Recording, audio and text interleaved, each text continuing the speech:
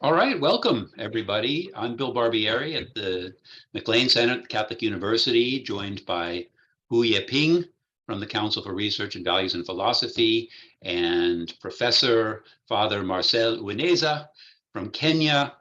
Welcome to this event on healing a wounded society. Father Marcel will be our moderator for the program today, and I'm going to turn things over to him to introduce today's discussion. Thank you, Father Marcel. Thank you very much, Professor Barbieri and Professor Yeping Hu. And this is really a good opportunity for us to come here. And we are very grateful to your center and through you also the Catholic University of America. And now together with Hekima University College that we host this important event, academic event, and really to commemorate the 1994 genocide against the Tutsi. It is now 29 years after the genocide, and it is only right that scholars do come together and reflect on what that event meant and still means today. So we did choose a topic, our topic is Healing a Wounded Society, Challenges, Reconciliation, and Hope in Rwanda.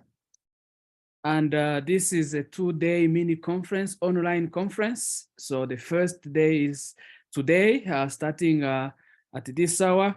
Then the second will be tomorrow, exactly at the same time. I will introduce our speakers briefly for the first day, but maybe for the interest of those who are coming so that they also come the next day and inform their friends. Let me probably just go through a bit of the speakers, our eminent group, so that you also invite the others. Let me begin with the first panel. We have the first round table, and on this first round table, we have Professor Jean-Paul Niyigena of the Catholic University of Rwanda. But at the same time, he teaches in Louvain, the Catholic University of Louvain. I will come back briefly to his short biography when I introduce the speakers of the day. Then we have Reverend Professor Michel Segatagara Kamanzi, who also is an associate professor at the Pontifical Biblical Institute in Rome. I will also say a bit more when I introduce panels for the first round table. Then we have Audrey Seah of Loyola University, Maryland, and she's been passionate in liturgical theology. I will again come back to this. Then Carney of Creighton University, also another eminent scholar on Rwanda.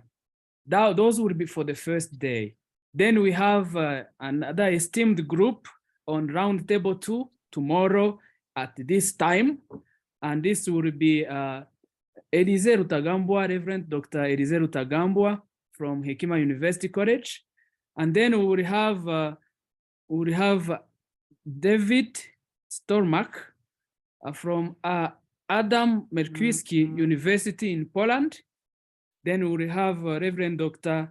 Leocadie Lushombo from Santa Clara University, and Reverend Professor William O'Neill, who is working with Jesuit Refugee Service, and particularly now based in Kenya, and really moving. He comes to us from the Kakuma refugee camp right now. Those are our eminent group. We tried to get some witnesses, survivors. Unfortunately, we were not able, but I'm still trying. If we are able to, we can get someone tomorrow. It's an exciting group. It's an esteemed group. But to this also we have Professor William Barbieri, who is a moderator for the roundtable 2, and myself, Uwineza Marcel, for a moderator for today. Marcel Uwineza is the principal of Hekima University College, while Professor Barbieri is the director for the McLean Center for the Study of Culture and Values at the Catholic University of America. Stay tuned. This is a wonderful group, and invite your friends to join in. Before we begin the round table 1, let me just introduce this whole conference. We welcome all of you to this conference. We really thank you that in the midst of your busy schedule at this time of the morning in the United States, in some parts of the United States, but also late evening in some other parts of the world, that you have dedicated this time for this conference. If I may invite you just to put aside whatever you have, and we reserve a few minutes of silence in memory of those who died during the genocide against the Tutsi in Rwanda. Let me invite you, we take a moment to commemorate, to remember them.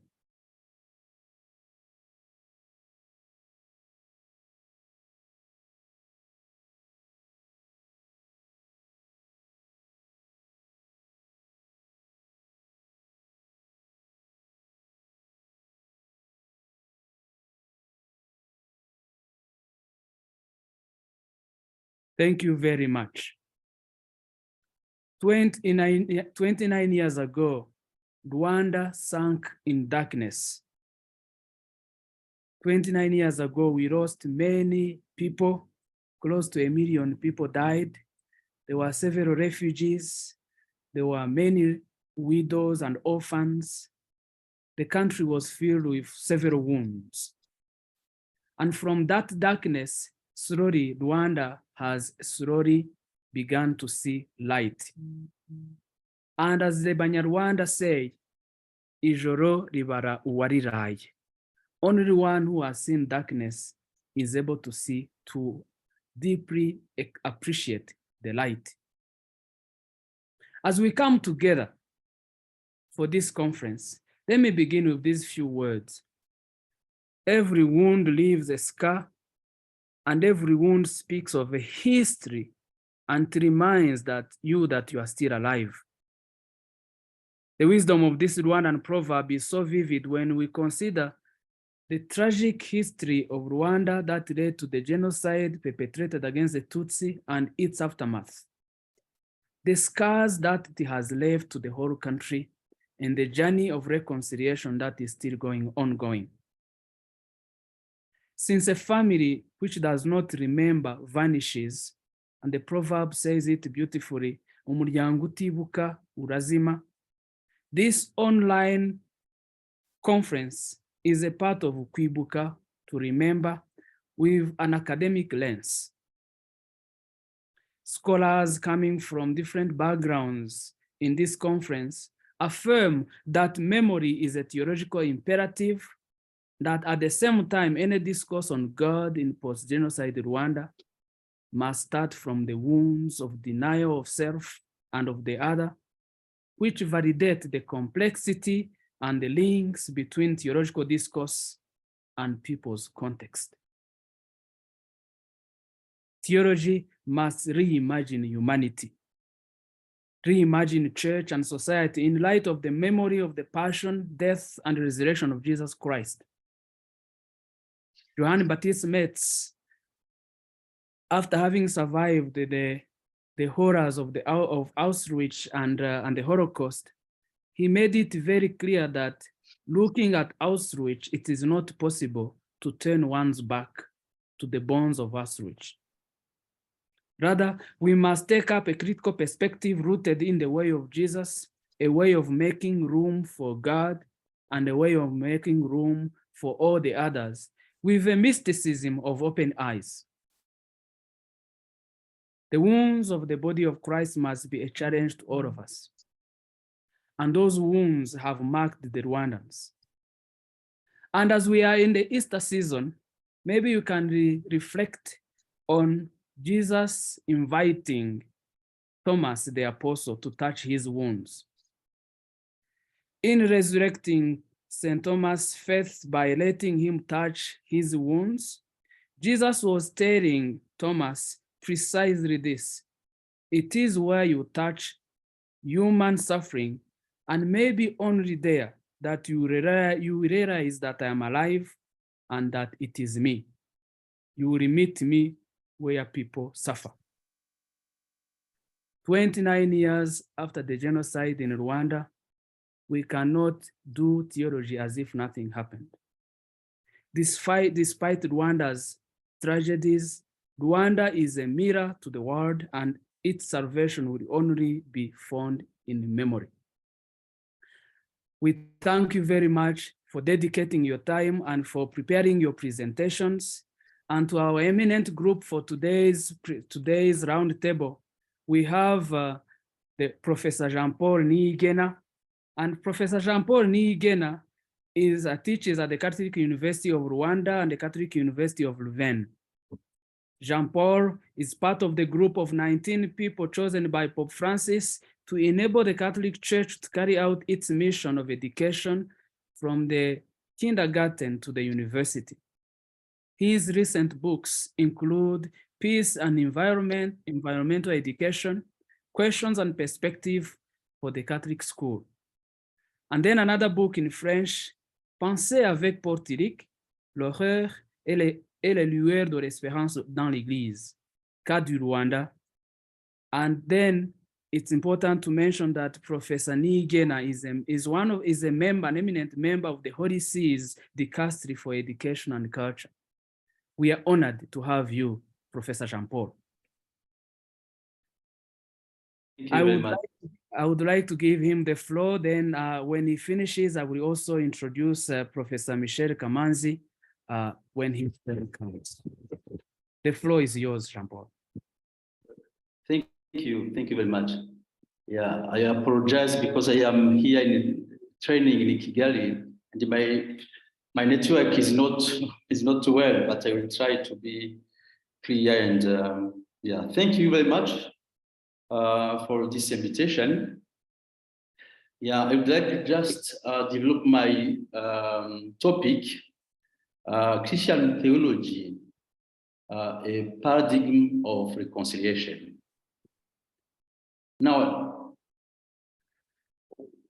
when I reflected on this topic, I was just thinking about the place of theology in this process of about reconciliation here in Rwanda.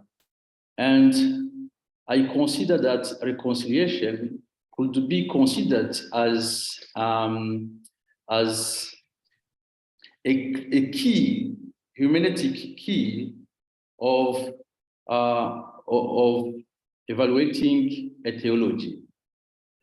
In this case, even if we have in the Christian faith this idea of this concept of reconciliation, because as you know, Jesus Christ is a person, is a God, and he makes this reconciliation between God and human beings. But this is a common, I could say, a common idea of the whole theological, Christian theology.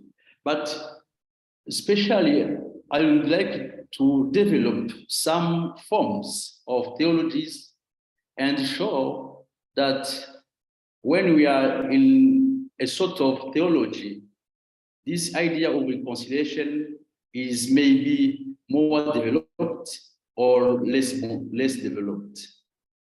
And I am going to try to show that it will depend on our theology, the form of our theology, if you want to develop this, to engage the process of reconciliation, the strong reconciliation. That is my first point. And in the last point, I will try to show the contribution of theology to the understanding of reconciliation with this kind of Christian anthropology and this idea of reconciliation and liberation. And I think it is very important for me to mention that I have been engaged in theology,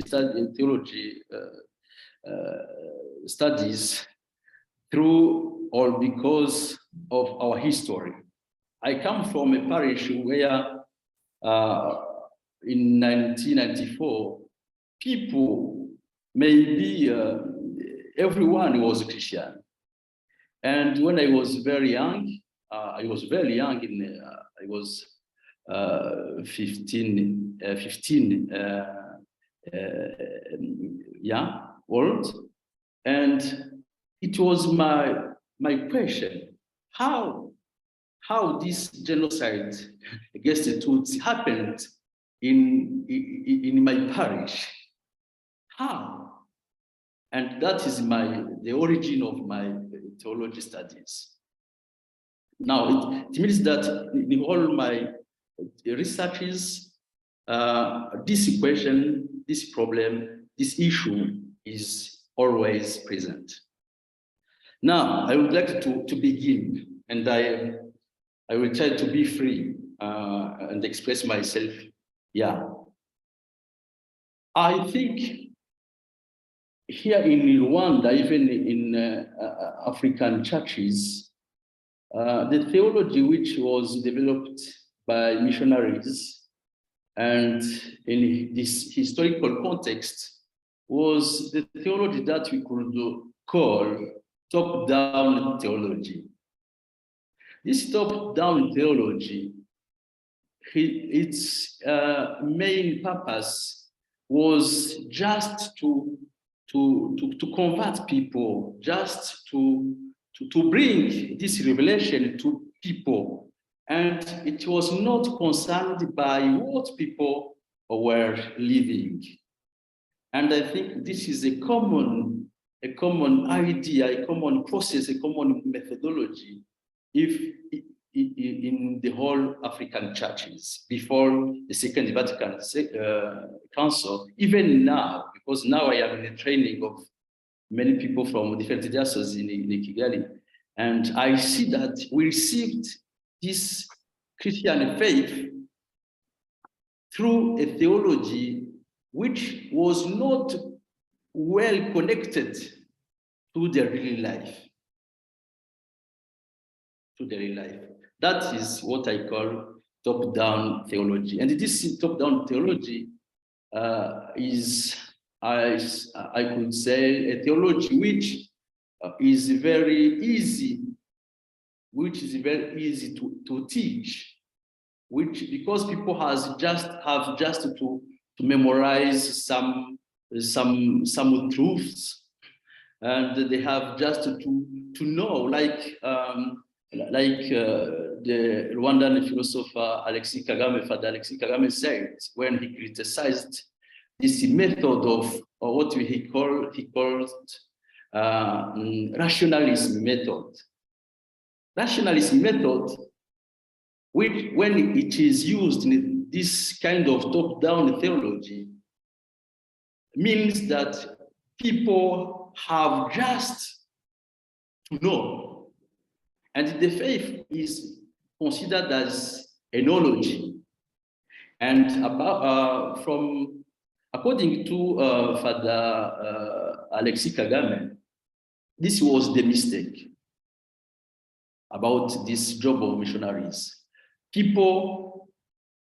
African people were used to be taught through narrative methods, through this kind of teachings when people are talking and stories and so on. And in that case, they should understand and engage their faith in their daily life. This is very important, I think, about this top-down theology. And according to this top-down theology, it is normal. And the people who committed genocide they don't think that they committed something wrong. Many of them, sometimes they say, yeah, it was a job of God. We were sent by, because they were not trained in order to make a link between faith and the real life. Now, I did my doctoral research dissertation on this the Protestant theologian Paul Tillich. And Paul Tillich has brought many things, many ideas about what I call for me the new theology, that as African people we have to develop in our church in order to produce or to think about a new church, a new Christian faith, especially here after the genocide against the Tutsi in Rwanda. Now, this theology I call, but I take just the concept of correlation of Paul Tillich, from Paul Tillich. Theology of correlation. The theology of correlation is very different from the first one, the theology which I called top-down theology, because this theology is engaged about, is developed between revelation, existence of people, faith, and reason. The context, the historical context with the revelation. And this link between those two aspects is made and helps about what we could say reconciliation. Now, I should say that in the first form of theology, top-down theology, there is no large space of reconciliation. But this second form of theology of correlation, I think should give us some ideas of thinking and developing reconciliation, thinking theologically reconciliation. Because it takes this aspect seriously of this existence, the real life. Now, in this sense, in this perspective, I think we have to do more about theology, to renew, like Father Marcel said and wrote in his this book, this new book. We have to do a new theology, but it is not easy to do this theology of correlation, because people are used in their faith, in their Christian faith, in their Christian thinking, they are used to think through this top-down theology. And I would like here to show you some aspects, some consequences, and some lacks, if we could say like that. As you know, in many African churches, we don't have faculties of theologies. In this case, there is no space, academic space, scientific space of developing of the idea of reflecting theologically. That is the first challenge. The second challenge is related to the social and the social context. People are not used to be engaged in critical thinking, especially in theology. People are suffering from poverty, and they would like to have responses, answers to their question immediately. In this case, the top-down theology, I could say, is more facilitated in the context of a lack or weakness of theology. And the last challenge, I think, is this kind of pastoral activities, which are still connected to how the priest or how the pastor could live. And we could say that these religious leaders are depending on people because they have to answer to their will. They have to answer to their needs.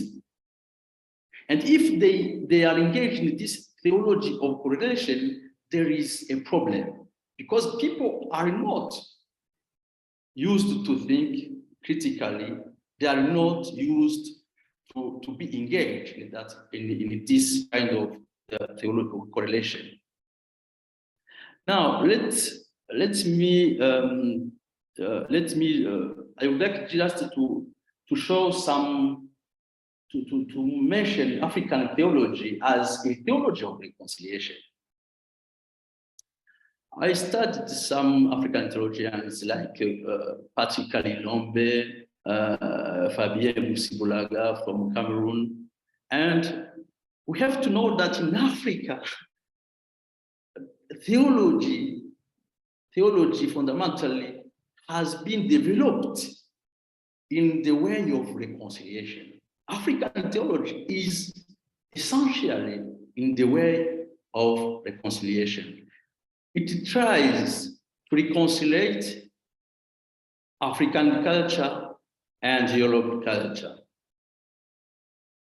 They tried to reconcile this theology of domination because we have to know that the Christian faith has been introduced in Africa through this domination, colonial context.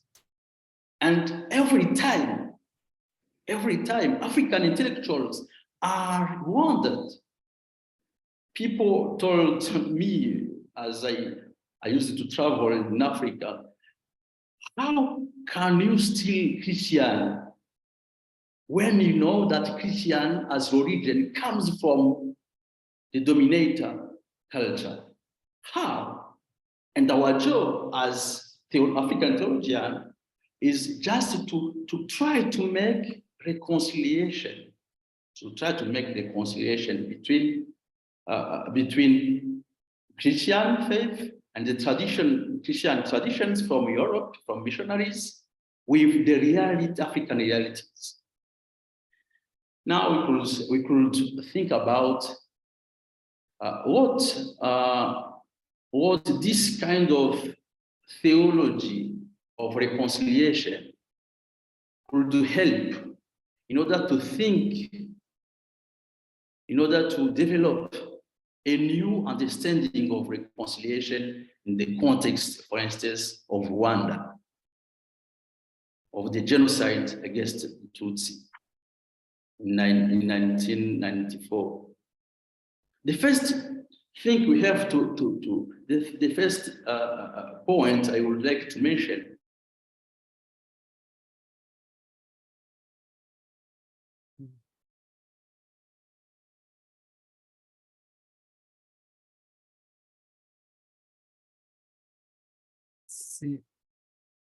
seems we are losing Professor Niyigena. Just be patient. Okay.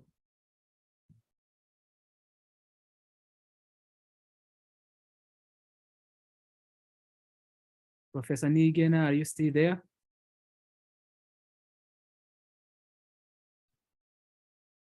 Yeah, they said it before that he had a problem of network, so it may be going off. Yes.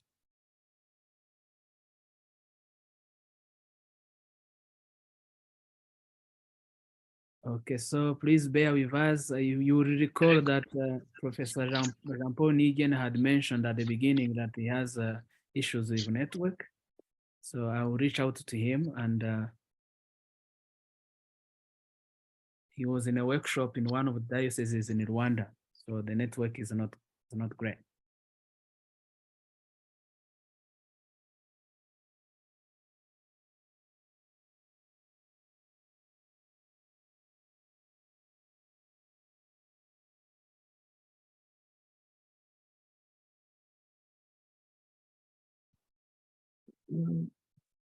Marcel, perhaps just ask Jean-Paul without the image. Just talk. Yes, talk. I'm trying to call him. Okay.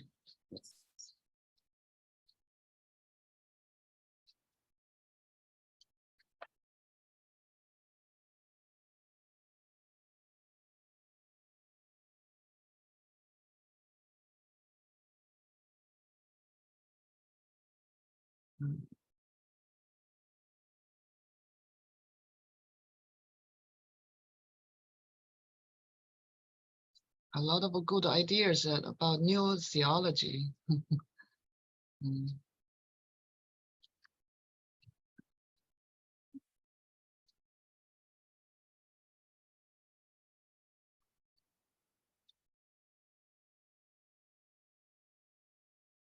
What do you think, Dawid, about new theology from Poland?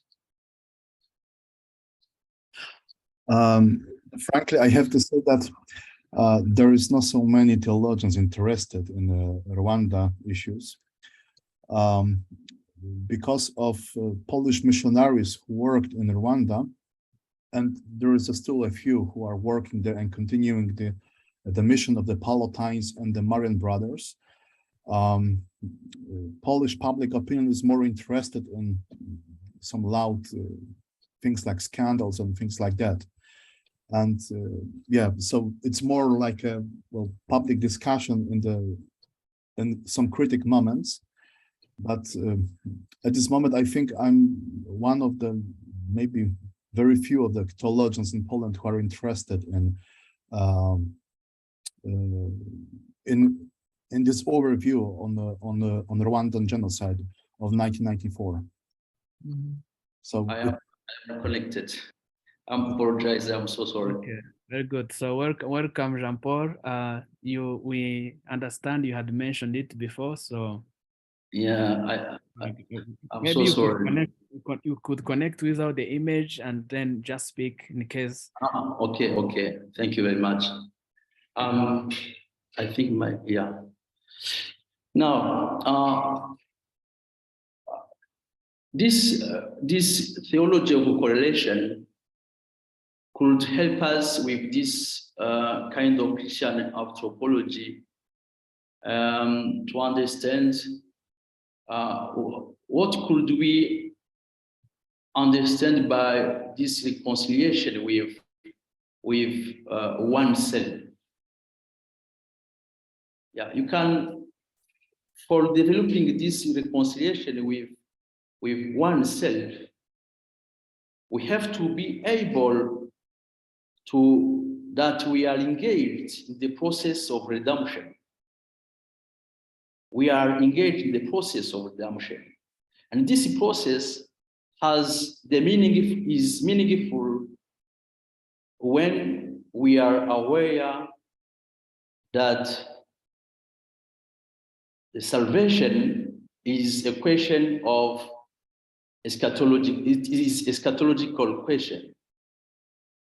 But the first form of theology, top-down theology, cannot allow us to develop this kind of the sense of the reality, the sense of the existence.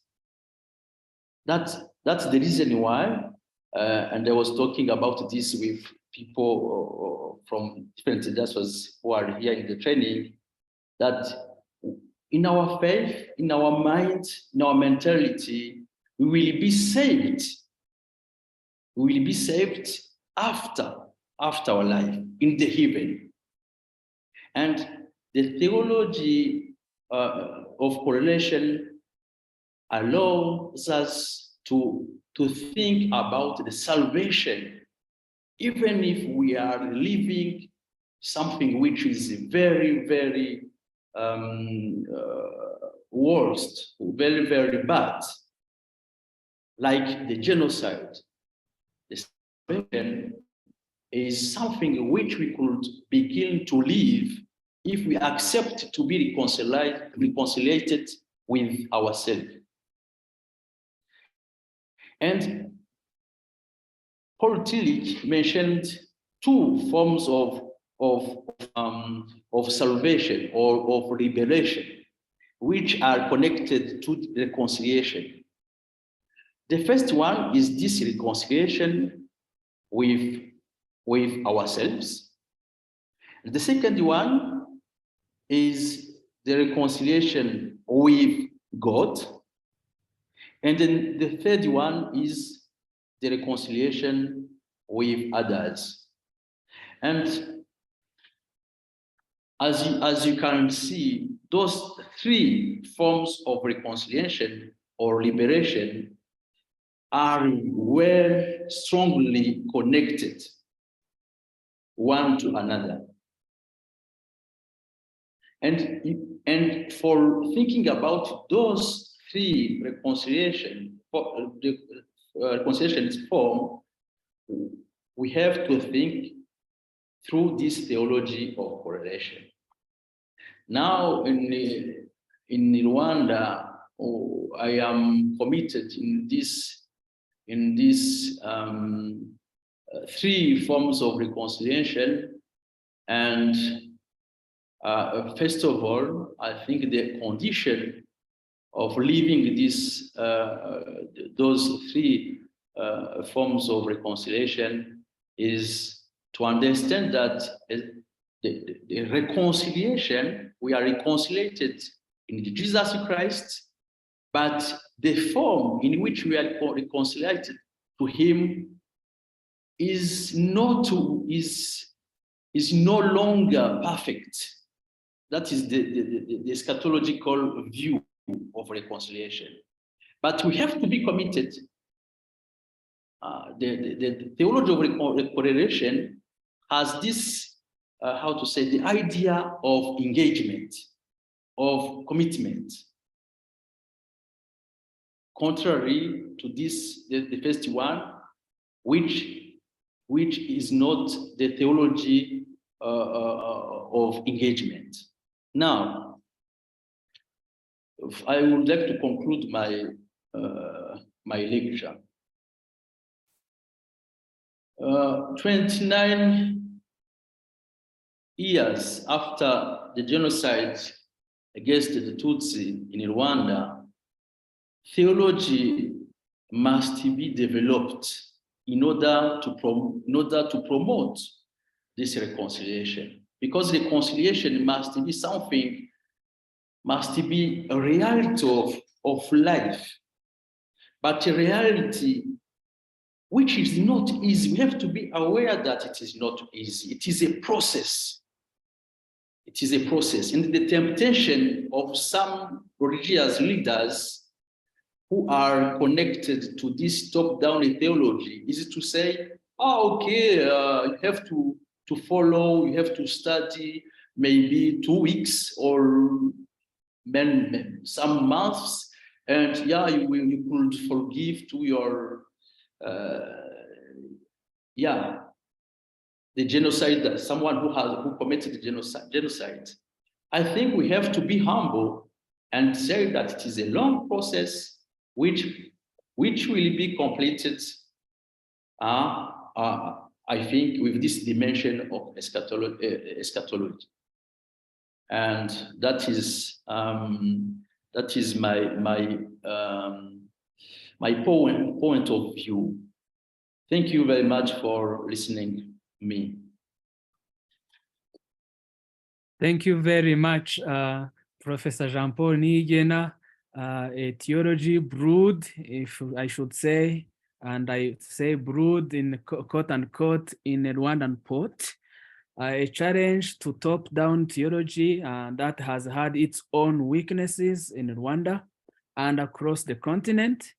Of course, your proposal for a theology of correlation, that really where you want to make it clear that history and theology are inseparable, or rather context and theology are not inseparable. There is no contextual theology.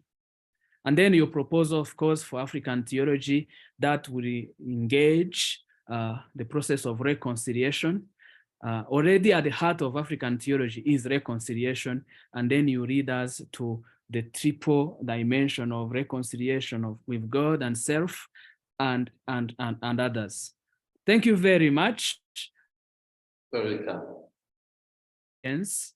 write down your questions or put them in the chat box, and I will come back to them when we come to the question and answer session. I'm now going, in the interest of time, and again with gratitude to Professor Jean-Paul, in the interest of time, I would like to introduce Reverend Professor Michel Segatagara Kamanzi, who also is going to speak to us, and the topic of his presentation is "The righteous shall be in everlasting remembrance, commemorating the just." And Professor Michel Kamanzi, just briefly to tell you who he is.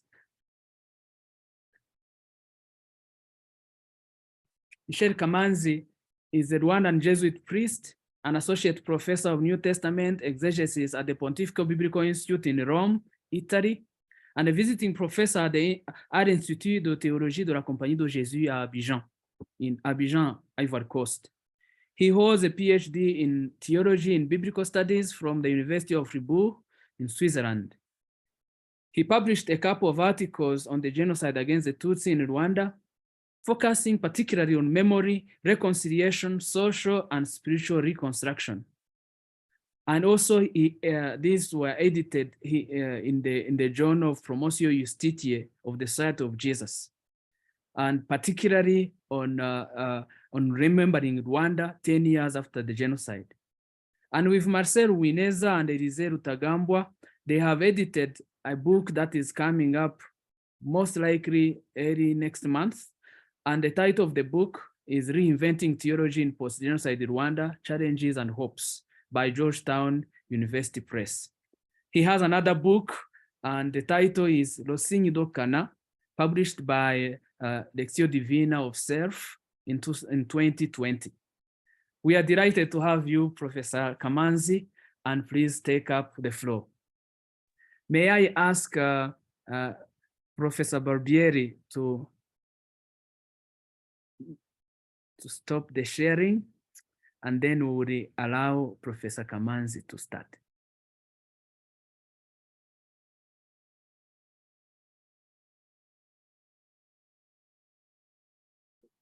Over to you, Michel. Okay, thank you. Okay, I want to share also let me see how it works. Okay. Oh. Okay. Thank you, Marcel, for the introduction and for this opportunity to share with you on this this day. I think my camera is misbehaving, but I hope you can hear me. We can hear you. Okay.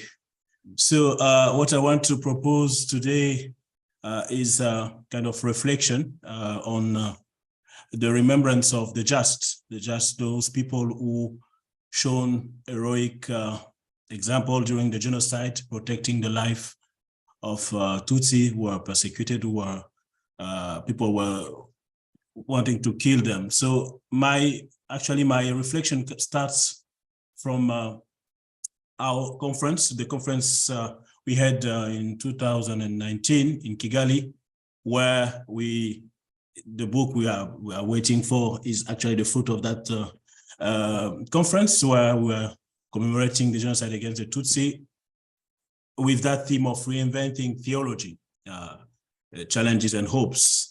And among the challenges raised during that conference, some people approached us and suggest that as a theologian, we had a duty to make known the stories and the witnesses of people who risked their life to save others.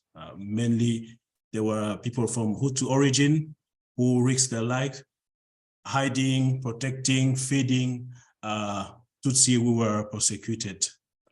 And that person, one of the person who insisted on that, added that idea that these people should be known in the public sphere, in the church sphere also, and that their witnesses are part of the church history in Rwanda, actually, and we should capitalize on their witnesses and their heroic example to help also in the healing and reconciliation. So as part of this 29th commemoration of the genocide against the Tutsi, I started myself to gather some information on those I call just of Rwanda, following a bit the idea of the just among the nations of the Shoah, or those people who risked their lives during the genocide against the Jews to save them. So I took that idea also to start to reflect on the witnesses of these people who risked their life. And they were mostly not only religious leaders, consecrated people, men and women, ordinary men and women, mostly believers, mostly Christian, who showed their heroic courage during this mass violence in the country. Few are known. I will present two who are known and three others who are less known as a kind of illustration to this witness, this example, which can help us in this process of reconciliation and healing. Myself, in my work as an exegete, I use a narrative approach, critical narrative approach, and I'm very interested on stories, and I work on characters in the Bible. In the Gospel of John, I offer many courses on different characters, and I'm interested on biography and stories of people. And I think here I'm joining a bit what Professor Jean-Paul Niyigena was wishing, that we develop, as African, we are more sensitive about a kind of narrative approach. And I think Father Marcel has shown us in his last book how it's through a kind of narrative theology that we express also our faith. And I will trace a bit, in a short, briefly, how we can, through the example of these people, trace a kind of narrative theology in Rwanda, and the kind of, from their experience, start to build or think of a kind of narrative theology of reconciliation in Rwanda. So the leitmotif is the psalmist's verse, Psalm 112, verse 16, the righteous shall be in everlasting remembrance. So I start with one person. I will just briefly mention these persons, this witness, these heroes. This known, she's quite known, Sister Felicite Niyitegeka.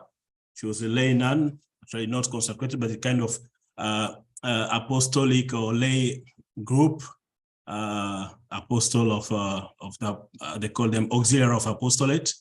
And she was from Hutu origin, sister to a prominent military leader in Rwanda, the Colonel Alphonse Nzugize. And she was director of a center, Saint-Pierre in Gisenyi, today Rubavu, northern Rwanda, where many Tutsi people sought refuge during the genocide. And she died actually, and she preferred dying than to abandon the people and the 43 Tutsi who were under her protection. She had managed to organize a group of at least 10 to 15 people to cross the border to be saved. And she was trying to organize another expedition, another group. And at that time, the band of militia arrived and tried to stop her in that courtyard of the center, Saint-Pierre. And what remained as a great example, our Sister Felicite refused to cooperate, stating that the refugees were the brothers and sisters. So I'm also interested to what these people are saying, the motivation for the reason for which they stood and decided to protect these people. These refugees were the brothers and sisters. So of these people wanted also to kill. So before the militia arrived herself, she was the brother, who was a high-profile military, had warned her and begged her to leave, and she decided to to remain. She declined that offer to leave.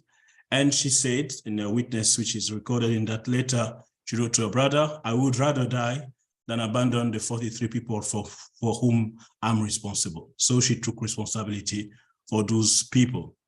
And is recalled also that she prayed for a traveling companion. They were together and they invited them not to be afraid. She was shot and killed with them. It's interesting to see in these different narratives how, and I'm sensitive to that, and maybe this will help also to have the voices of the survivors at least heard here. One of the survivors remembered Sister Félicité as such. Félicité had such incredible strength that she put herself in the position of saying, the best I can offer these people is actually to be with them no matter what's going on.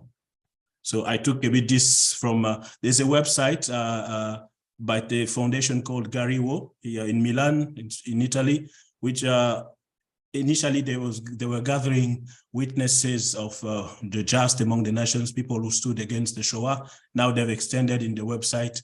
Also, they have a section on the genocide against the Tutsi, and they are collecting stories of these just people, that's who stood against the genocide. So Sister Félicité died, and for me, she's a martyr and maybe really an example for the country. And her witness, I think, should be deepened, and we have something to learn there. Maybe a theology then from down top, they say to step down, but from the bottom to up, maybe something to learn here. Another witness is Bishop Celestin Kizimana, who is the current bishop of Gikongoro in southern Rwanda, who was in charge of the Center of St. Paul in Kigali. Is also someone known and recognized even in the country as someone who stood while there were priests and other people who refused to help the Rwandi, the Tutsi were seeking refuge. He stood and welcomed people downtown Kigali in that center, and he was the director of that pastoral center, St. Paul in Kigali. So he welcomed whoever came to him and committed to do all he could to protect them. So among the witnesses, this is from the New Times newspaper. They did a report on him. And he said that the first thing that came to his mind was that people were innocent and deserved protection. So he never took them enemy and challenged actually those who were the Interahamwe militia who were coming to kill them, saying that in his center he had no enemy but innocent people. And if they wanted to fight the enemy, they should go to the battlefield. So he stood and tried to protect these people. And several times the Interahamwe attacks came, and they threatened him and leaving him unsure if he would be successful the next day.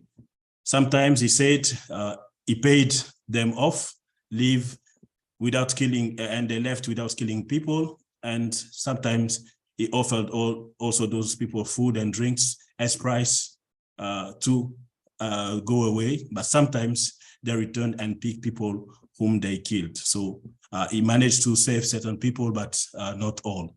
It's another example of someone who stood against the genocide, against the killers in name of his vocation, of his position, and tried his best. While we have also other example, negative example, the other side near the parish San Famille, who had a different story. Two other people, this is a family I want to mention here, which is less known.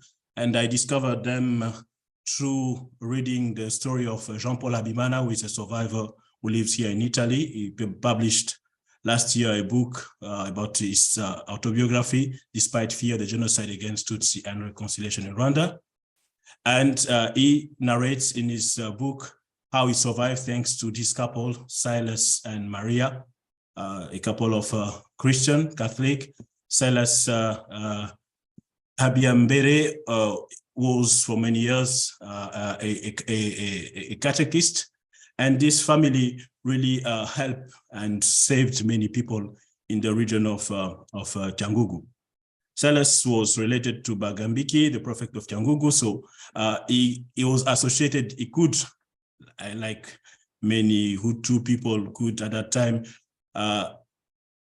use that position of power and persecute Tutsi. But however, him and his family behaved differently in the name of the faith. And during the genocide, they set an example of humanity, saving a large number of Tutsi from certain death. So two examples of how survivors remember them. There's this lady Emerta, and she witnessed in the book of Jean-Paul, and she said how she was saved by Silas. One day she was taken by the torturer who wanted to kill her, and Silas, after reaching them, receiving spit in the face as a sign of contempt, managed to bribe them with money and to go home with her. Theophile, another who arrived from Silas with his head mangled by several machete blows, was also saved, treated, and then transferred to the Nyaruchichi camp by the family of Silas and Maria. Maria, the wife, also, she's the one who actually took Jean-Paul and Vincent to her home and made them safe there. So she took risk, and she tried what she could with the husband to save them. So Silas, Maria, and their children risked their lives many times trying to save people who were hiding in their home. So they hide them in the straw of the animals, in the roof of space of the house, in the tea plantation near the house, others in the pit where the bananas were fermented. At the moment, it has been possible to count 54 people, 31 of whom survived, while 33, despite the help of Silas and Maria, were unfortunately killed.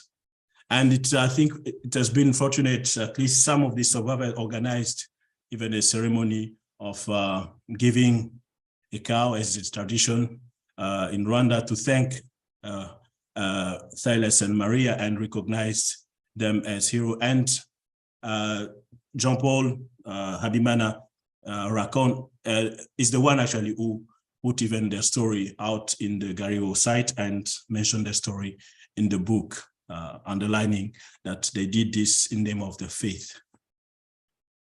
A last person I want to mention is from the book of our own Father Marcel, Uwineza, Joseph Kabera. And I quote Father Marcel in his recent book, Written from the Ashes.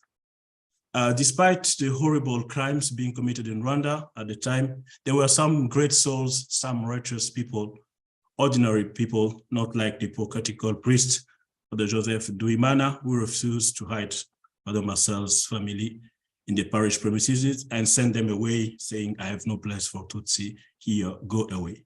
There was this man, Joseph Kabera, a humble man who came and took us, Father Marcel is saying, to his beehives compound. He had several hives full of bees, and he had erected the big fence around the hives. Since it was the rainy season, a lot of grass had grown in the compound. He told them that few people will suspect that anyone could live among the bees. I find this really touching, and notes added by Father Marcel in his autobiography. To our surprise, the bees were friendlier than some people at the time. Kabera used to bring them food at 2 a.m. when all was quiet, and in Haram we had gone to rest from their killing frenzy. After a while, Father Marcel goes on telling that at one point it became too dangerous for Kabera also to keep them, and they had to leave. But they remained very thankful to him for what he did, and is mentioned in the story. And these two, the contrast between this Joseph Kabera and their father Joseph also is striking when one is reading the story and make to reflect. Some concluding remarks for this I just took few examples here of those I call just during the genocide in Rwanda. And I think they can teach us many things in terms of faith, in terms of love, reconciliation, and hope as Christians and even as theologians. In fact, some of these people explained, those who could explain that they did what they did was part of their faith as Christian, of the belief which value each human being as made in the image of God. So without taking in account of their origin. So it's really grounded in the Christian faith. So they help us also to understand that if we go beyond what has been often the tendency to count the Christianity in terms of the number of baptized Christians in the country, we could see that even if there's a great majority of Christians or baptized Christians who were involved in genocide, there are not few who, in the name of the gospel values, has risked their life, as to the extent of risking their life that they took responsibility in the name of their faith. And somehow we can say that evangelization was not a failure, as sometimes is said in Rwanda. I think if we look at some of these individuals, persons and the story, we can say that's really faith and the evangelization went actually deep in some of the Rwandans Christian. And I think also the love for the neighbor, the Tutsi neighbor, who were mainly identified as enemies by others, challenge our own faith. And we have the example of Bishop Akizimana, Silas and Maria, Joseph Kabila and others. They challenge us also in our capacity to be truly brothers and sisters without boundaries in challenging times. And maybe here in the spirit of Pope Francis' encyclical Fratelli Tutti, we can reflect on that dimension of fraternity, of brotherhood. I find here a bit contrasting another story of one of the heroes of the genocide, General Dallaire, who tried to help and save many people. In his book about the genocide, he mentioned it called "He Shook Hands with the Devil" during the genocide in Rwanda.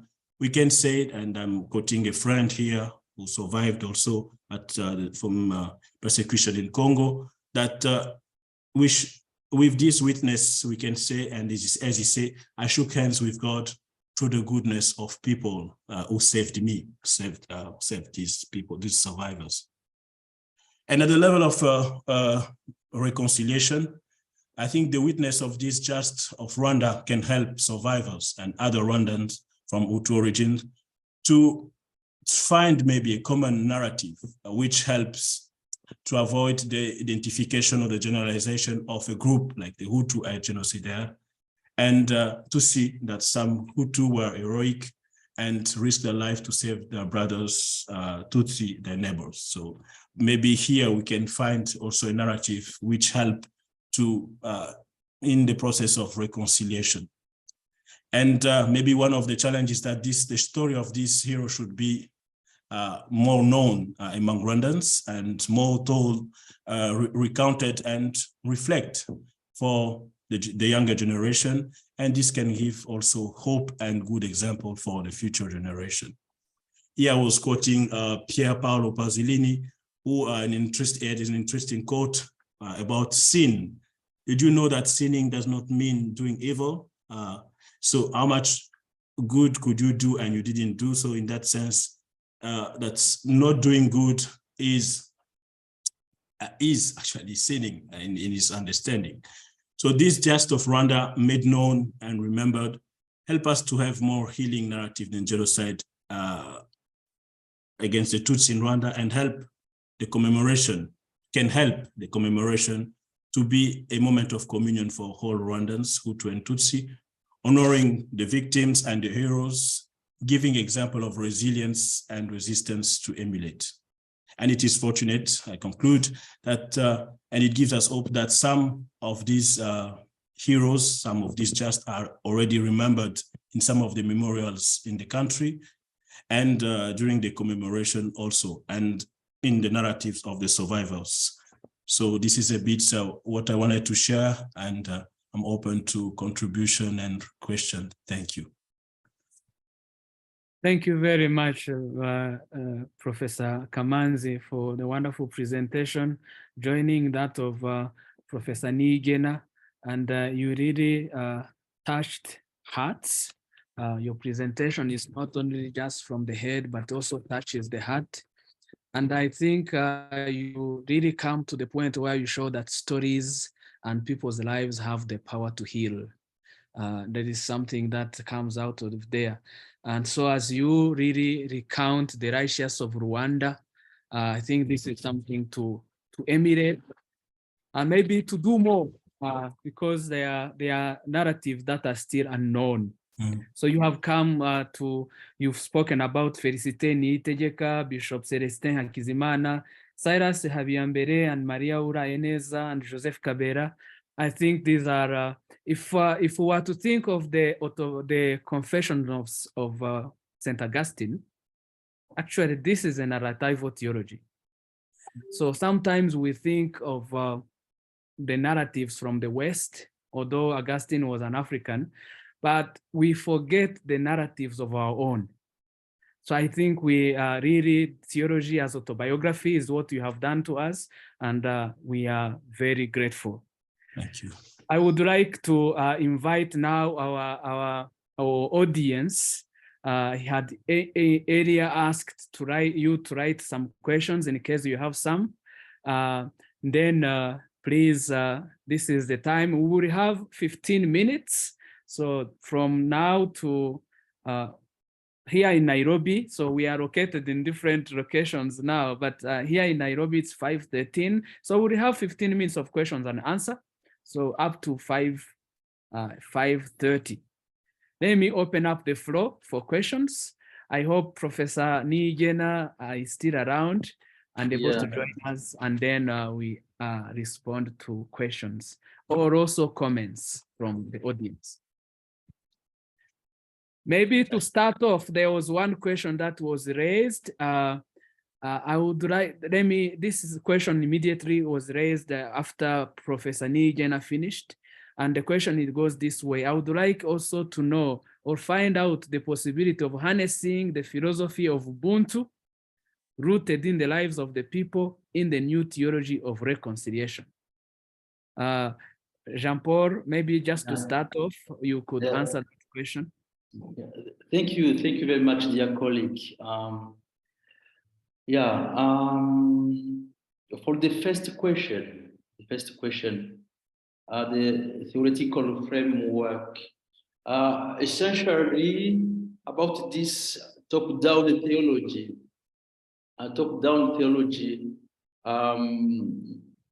There is the first one is the philosopher, Rwandan philosopher Alexis Kagame, who developed this the interest of the narrative theology during the Second Vatican Council.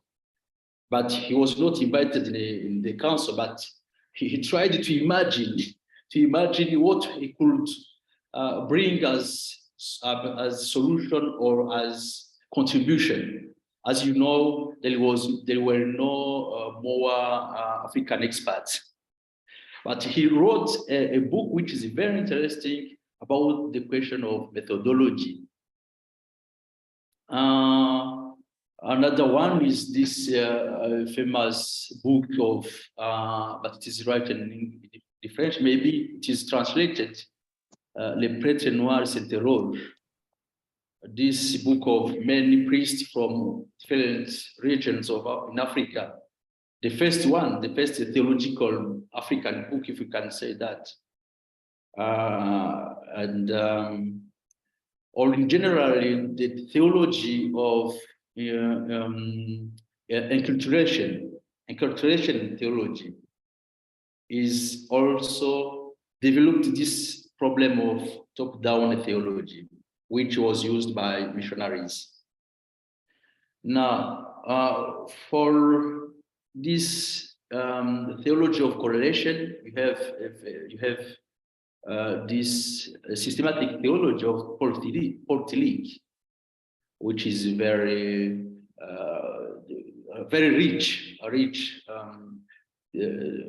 rich theology.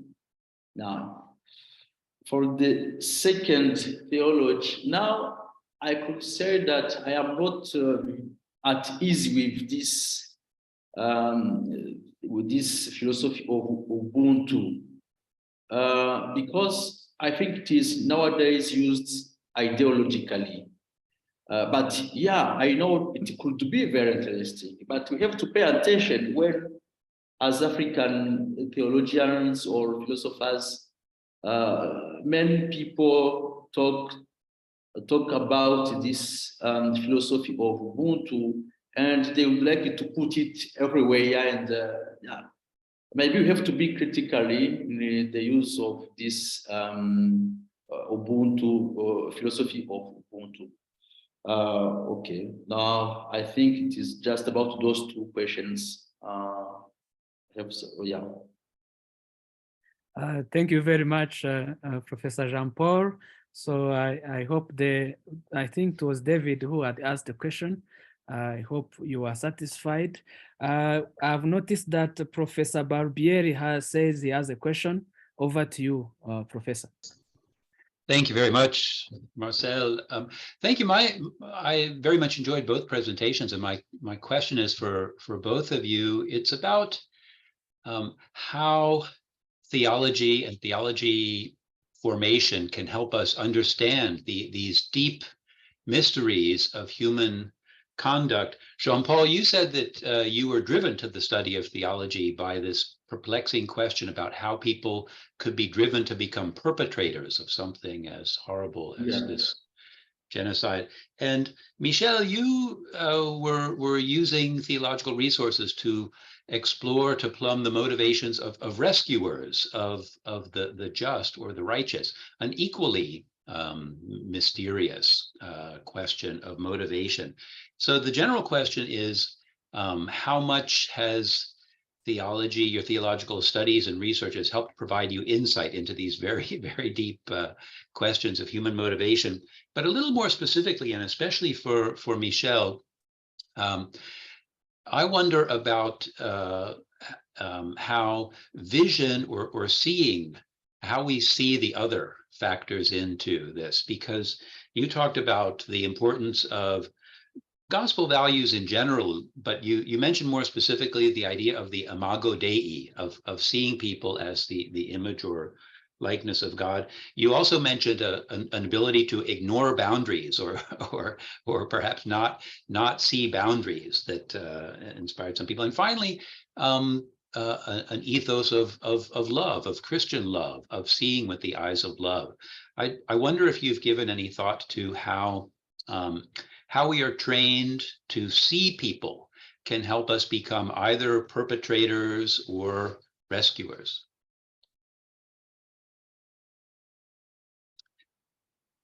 And that's really for both of you, if you care to comment. Okay. Jean-Paul, you want to start? No, I start. Yeah, you can. Okay. Yeah, well, I mean, these are difficult questions. I mean, how our training. I mean, for me, what I going. I'm a bit. I work a lot with characters, and I mean, in my way of analyzing characters in the Bible, and so I see what is said. I look at what the people say and what they do. I mean, there's this technique of showing and telling in the narrative approach. So basically, I see like what I was interested in is, for instance, what Félicité will say to those people, and she felt that she was responsible of these people. They were part of her own people. She didn't see them as enemies, or what Bishop Celestin will say, that he didn't see enemies in these people. So this challenging these people who were coming to kill or identify people as enemies, and sending them to the battlefield if they wanted to.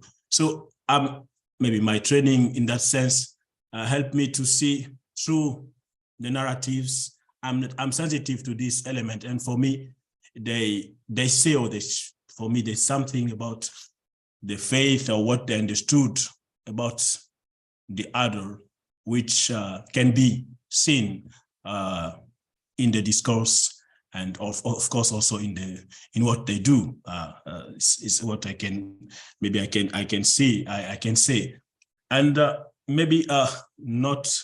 We don't have we have a more oral tradition, so there are certain things I assume and I heard more among people what they say about the image of God. There are certain biblical images which strike people, and for them it's from that they speak when they narrate how they can see in a person the image of God more than a Hutu or a Tutsi or enemy. So I'm a bit sensitive. Maybe it's more intuitive about these images, but I find in these narratives element of faith, or at least some smoke. And for me, this is part of the training, my training, but the training also of people, what to say, catechism, or what they received, which shaped at the end the way of acting. So is what I can say. Reply, trying to answer your question.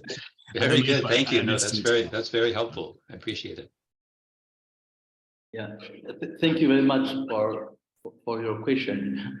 And I would like to give you an example, an experience which I lived on Sunday in my parish. I was in Izaza in my parish, and I was very happy because for the first time, a priest preached, and it was he began by reading the letter from bishops.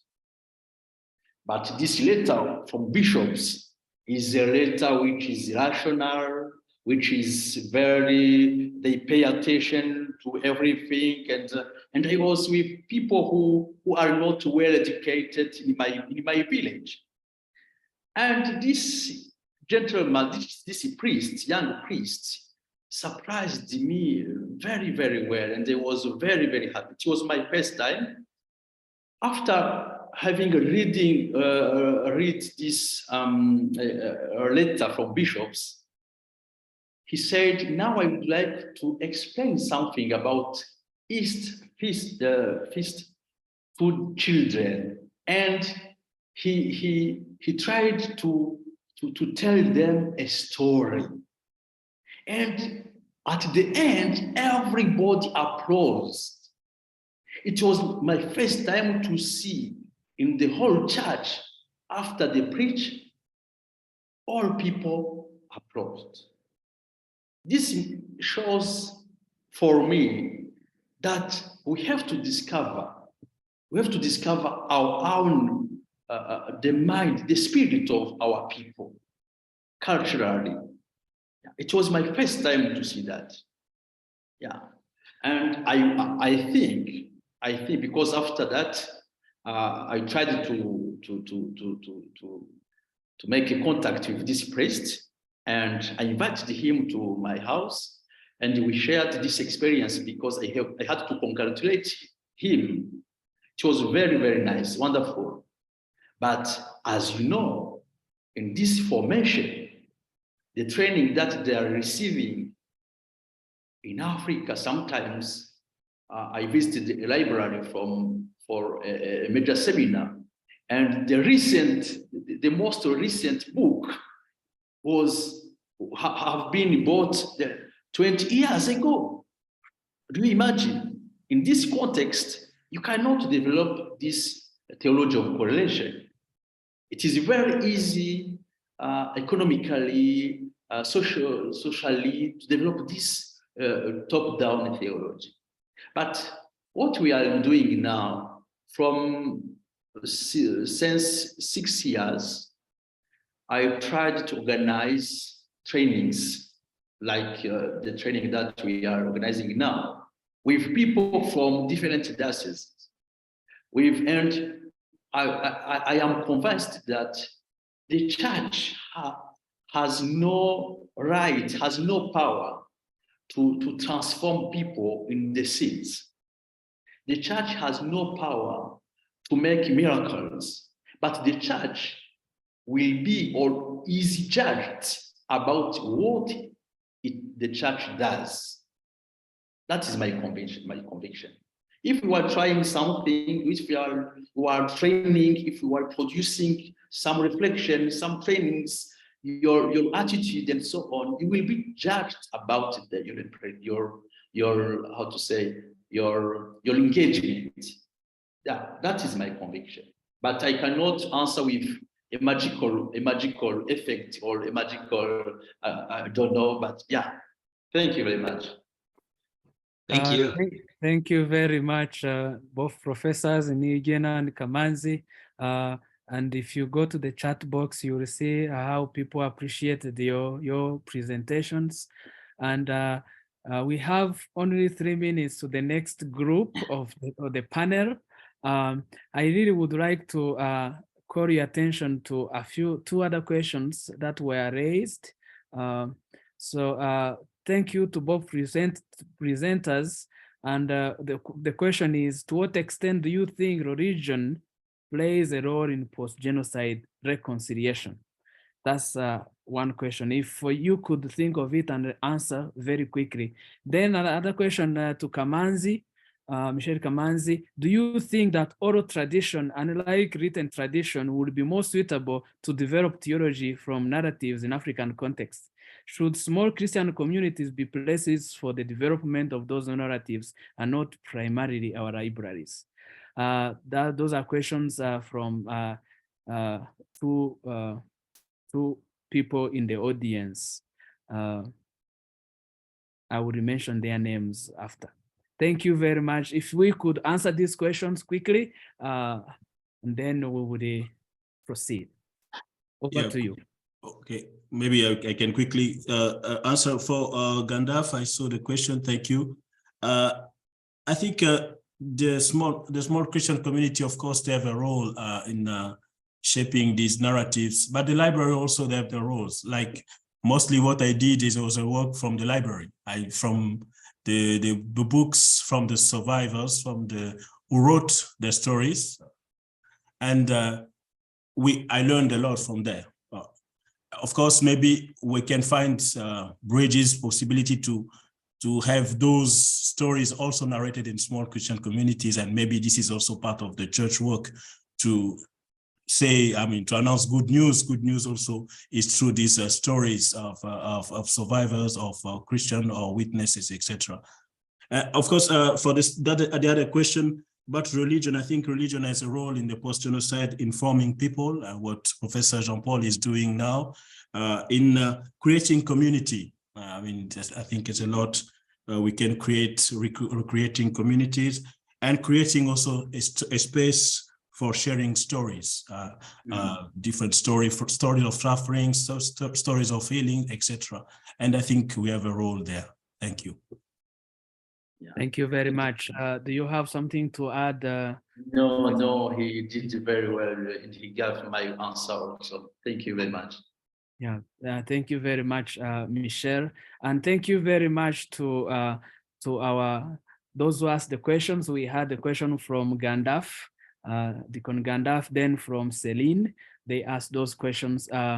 Maybe as we come to the close of this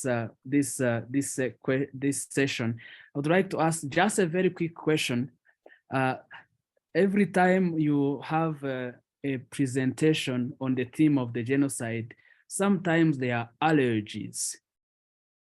And there are times even before people even want to hear what people want to talk about. Some people are put in boxes, and we can see that this conversation is wonderful. How would you help people to come to a common understanding and journey together in the process of healing of Rwandans? So that as long as the word genocide is mentioned, someone doesn't want to hear about it. How do you help people to journey together in the healing of Rwanda, in the multiple wounds that are there, the wounds of survivors, the wounds of those who had their relatives in jail, the wounds of those who died after in the refugee camps, the wounds of women who are living with HIV and AIDS. All these are complex realities of Rwanda. So it's not only one wound. So maybe a word on this. how do you help people to come together to seek a common journey?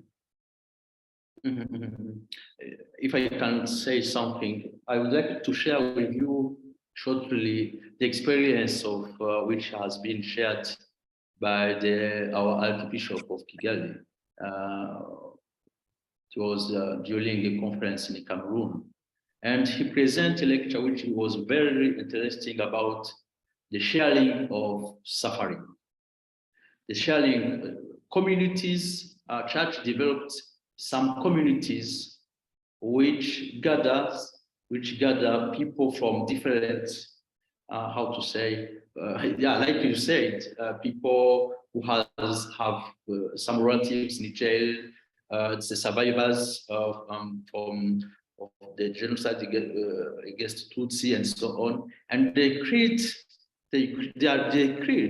community where they can share, where they can listen to each another. And I think this is a wonderful experience which is happening in the church, for instance. But yeah, you have to know that sometimes, they can, it is not easy. That is I think this theological perspective of thinking reconciliation in the dimension, in eschatological dimension.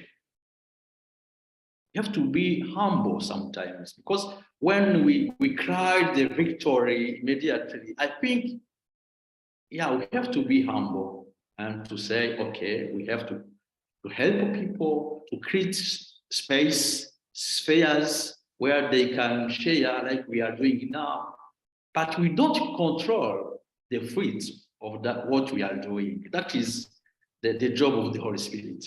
Exactly. Thank you. Thank you very much. Over to you, Michel, because you want to say something. I think, I just concur with Professor Jean-Paul, and maybe something very close to us as we have been doing as Jesuits is the experience of this retreat in common, where basically we share our stories. Like 1994, where were we during that year? And everyone narrates the story, and we can start to discover the story of each one and the wounds, etc. But maybe the atmosphere, the condition of possibility of that listening is the fact that we do it in a climate of prayer and create that space. Maybe the challenge is to create a conducive space where one finds that is not judged, but is welcomed and can be heard. That's it. Thank you.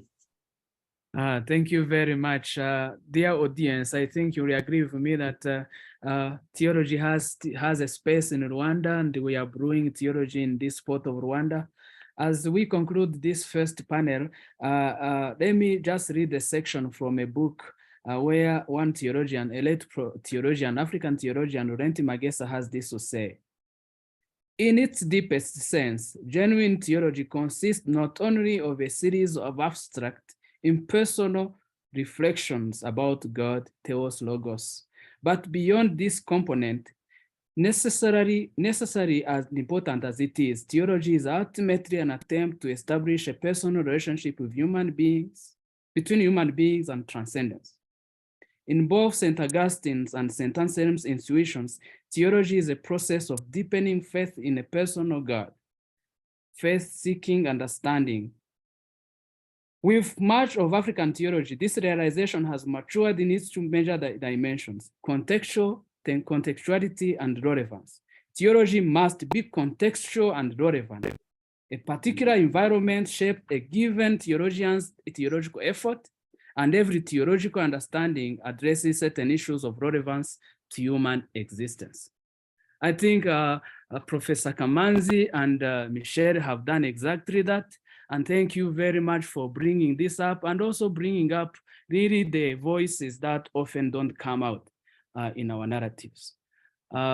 If you allow me, in the interest of time, and since we have an audience that we want to keep, I would like to proceed now. If I don't know whether Professor Barbieri agrees with me and Professor Yeping, if you allow me, we will proceed immediately to the next round. You are the moderator, and that's your prerogative. Exactly. So yes, Very go good. ahead. So in the next round, we have Audrey, Seah, and then we have Carney. Again, another good representative group. And this is an eminent group. So just to give you a short description of who these are, they have been reflecting on these questions of Rwanda for some time. And these, let me give you a short biography of who they are. Audrey is a scholar of lived religious practices, interested in how worship forms and express social and theological narratives. She has published articles on deaf Catholic worship, the Tridentine Chinese liturgy, and Catholic rituals of reconciliation in post-genocide Rwanda. Audrey holds a PhD in liturgical studies with a minor in world religions in post-genocide Rwanda. Audrey holds a PhD in liturgical studies with a minor in world religions and world church from the University of Notre Dame, Indiana, and also a Master of Theology and Master of Arts degrees from St. John's School of Theology and Seminary in Collegeville, Minnesota. She's currently a postdoctoral teaching fellow at Loyola University, Maryland, where she teaches classes in incarceration, sacramental theology, deaf and disability theology. She joins the College of the Holy Cross, a Jesuit college, as an assistant professor of religious studies this coming fall. Over to you, Audrey, and we are excited to have you. Thanks very much, Father Marcel. I'm just going to share my screen real quick. Here we go. And I'll begin. So thanks very much for inviting me to be part of this. I'm quite honored. I feel like I stand out as someone slightly different in this context because I'm not an Africanist by training, even though I've done a little bit of research in Rwanda. I'm really more of a sacramental theologian, but I'm interested in how the global church work and how we're all interconnected. And as Father Marcel mentioned in his introduction to this conference about Rwanda being a mirror, for the world and the universal church, and there's something that is offered to the world of theology, right? Catholic theology beyond the context of Rwanda. So it's the events there give us something more, and that's really what I'm interested in. So this presentation here centers around the Divine Mercy Shrine in Kabuga. And it comes from my fieldwork that I did over the course of 2 years, 2016 and 2017. I spent a different amount of times, periods over there doing some participant observation. I have written about the use of that space and how that can impact or become a space for healing and reconciliation in Rwanda and post-genocide context elsewhere. But right now in today's presentation, I want to return to a question that has been kind of in the back of my mind since a 2016 incident when I was there with a group of pilgrims from America. So the question I'm proposing today is, what does this shrine, its rituals, and its material culture in the context of the church in Rwanda post-genocide offer the global church, and how does it work? So to begin, I will introduce the shrine in Kabuga and give you a little sort of pilgrimage tour around the area. And then I'll share this story that animates my bigger question. So here's a picture of the Divine Mercy Chapel. Kabuga is a small town within the city of Kigali, and it's sort of right at the border. This Divine Mercy Chapel was built by Palatine missionaries from Poland who had come to Rwanda after being invited by the Rwandan bishops. And the site of the shrine was built up over time with what I call stations. So like many shrines, they kind of have their own programming. This one is obviously centered around the Divine Mercy devotion brought there by the missionaries. They run pastoral programs and retreats. and they have a 3 p.m. Divine Mercy devotion every day.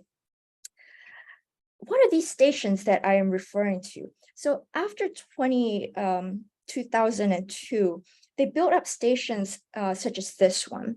So this is a station sort of the Nativity. Christmas masses are celebrated there.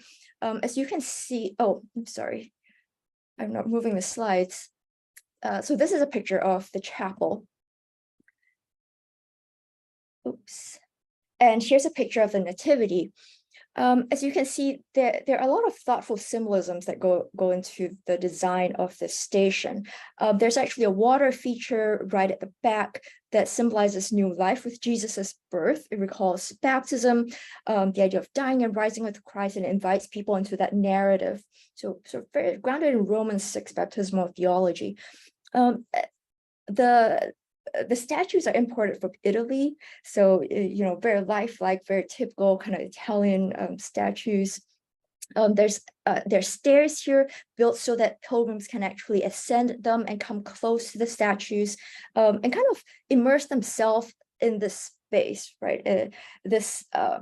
Typically one encounters the baby Jesus only during the time of Christmas in a creche and a kind of scene. But here it's made available year-round for people to come and pray with. This second station is the station of the crucifixion. This is sort of center stage in this on this compound. It is intentionally built on a hill so that people can kind of ascend it, and you can see images of Stations of the Cross. So they're on the other side of the site. This is actually the last part of Stations of the Cross, and they run along the walls of the compound.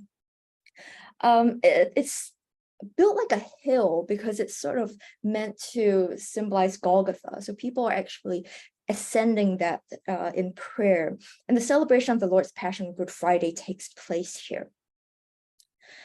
Now, if you notice, there are stairs on the side of this structure as well. And the structure actually leads downstairs. And this downstairs area is another station. It's a very powerful one, arguably the most powerful one in this space. This is a small cavernous space, and it's just called the tomb. It's a place for prayer. The Blessed Sacrament is reserved there. There's a large mat on the floor. There's stools.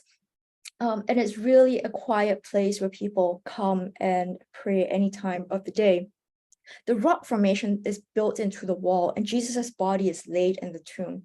But what's most powerful is that the instruments of the genocide lay at his feet and are buried with him. As you can see right here, there's a basket right at his feet as well, and people are invited to deposit prayers. There's actually a sign that explains to people what they can do. It encourages people to contemplate their sins, write them down, and lay them at the feet of Jesus. This obviously symbolically kind of brings their sins to Jesus, and helps people think about how Jesus has redeemed them from the sins and encounter God's mercy in this act. These sheets of papers and the prayers written in them, or the sins written in them, are read before the Blessed Sacrament in the Divine Mercy Chapel by a group of volunteers on the last Friday of every month, and then they're burned outside. Some people can join in those prayers if they come regularly. Others kind of just let it happen. So when they ascend the tomb, they come out and are led on a path back to Divine Mercy Chapel. Here you have this large statue of Jesus' Divine Mercy, it draws people in again, invites them into the main chapel where Mass is celebrated daily and the chaplet is recited. So this brings me to my story. In 2016, my second visit to the shrine was with a group of pilgrims from the United States, and they were traveling over the course of about 2 weeks between Uganda and Rwanda, and visiting various sites, pilgrimage sites, such as Uganda Martyrs Shrine. When they were in Rwanda, they visited some genocide memorials, and they were only going to spend about 2 days in Rwanda, not a lot of time. This visit to the shrine was not originally on the itinerary. but it was a last-minute addition made after a scholar, not me, in the group kind of recommended that people stop by. So they arrived after visiting a couple of genocide memorials the previous day, and it was going to be our last stop. It was going to be very brief because it wasn't built into the itinerary. And right after that, the group was actually leaving the country. So when we arrived, the pilgrims traversed various stations, spending no more than 5 minutes at each, kind of observing and just listening to the host explain the significance of symbols at each station. But when we arrived at the tomb, several pilgrims expressed a desire to spend more time in prayer, and that's, of course, understandable.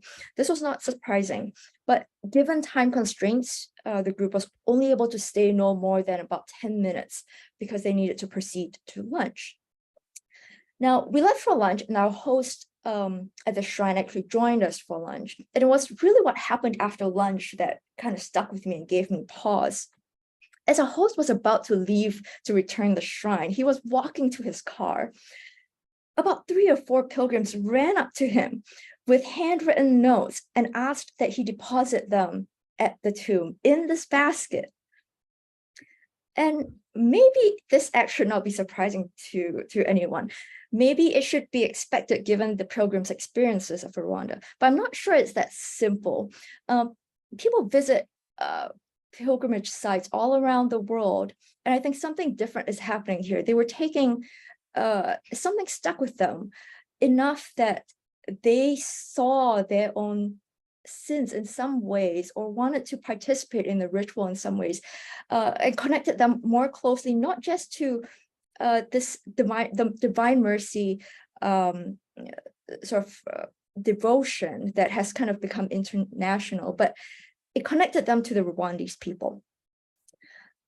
So I want to argue that examining the ways in which the site and the material culture at the shrine impacted these pilgrims might offer some insight to how a site designed to address devastation in a local context can have a positive ripple effect in the global church.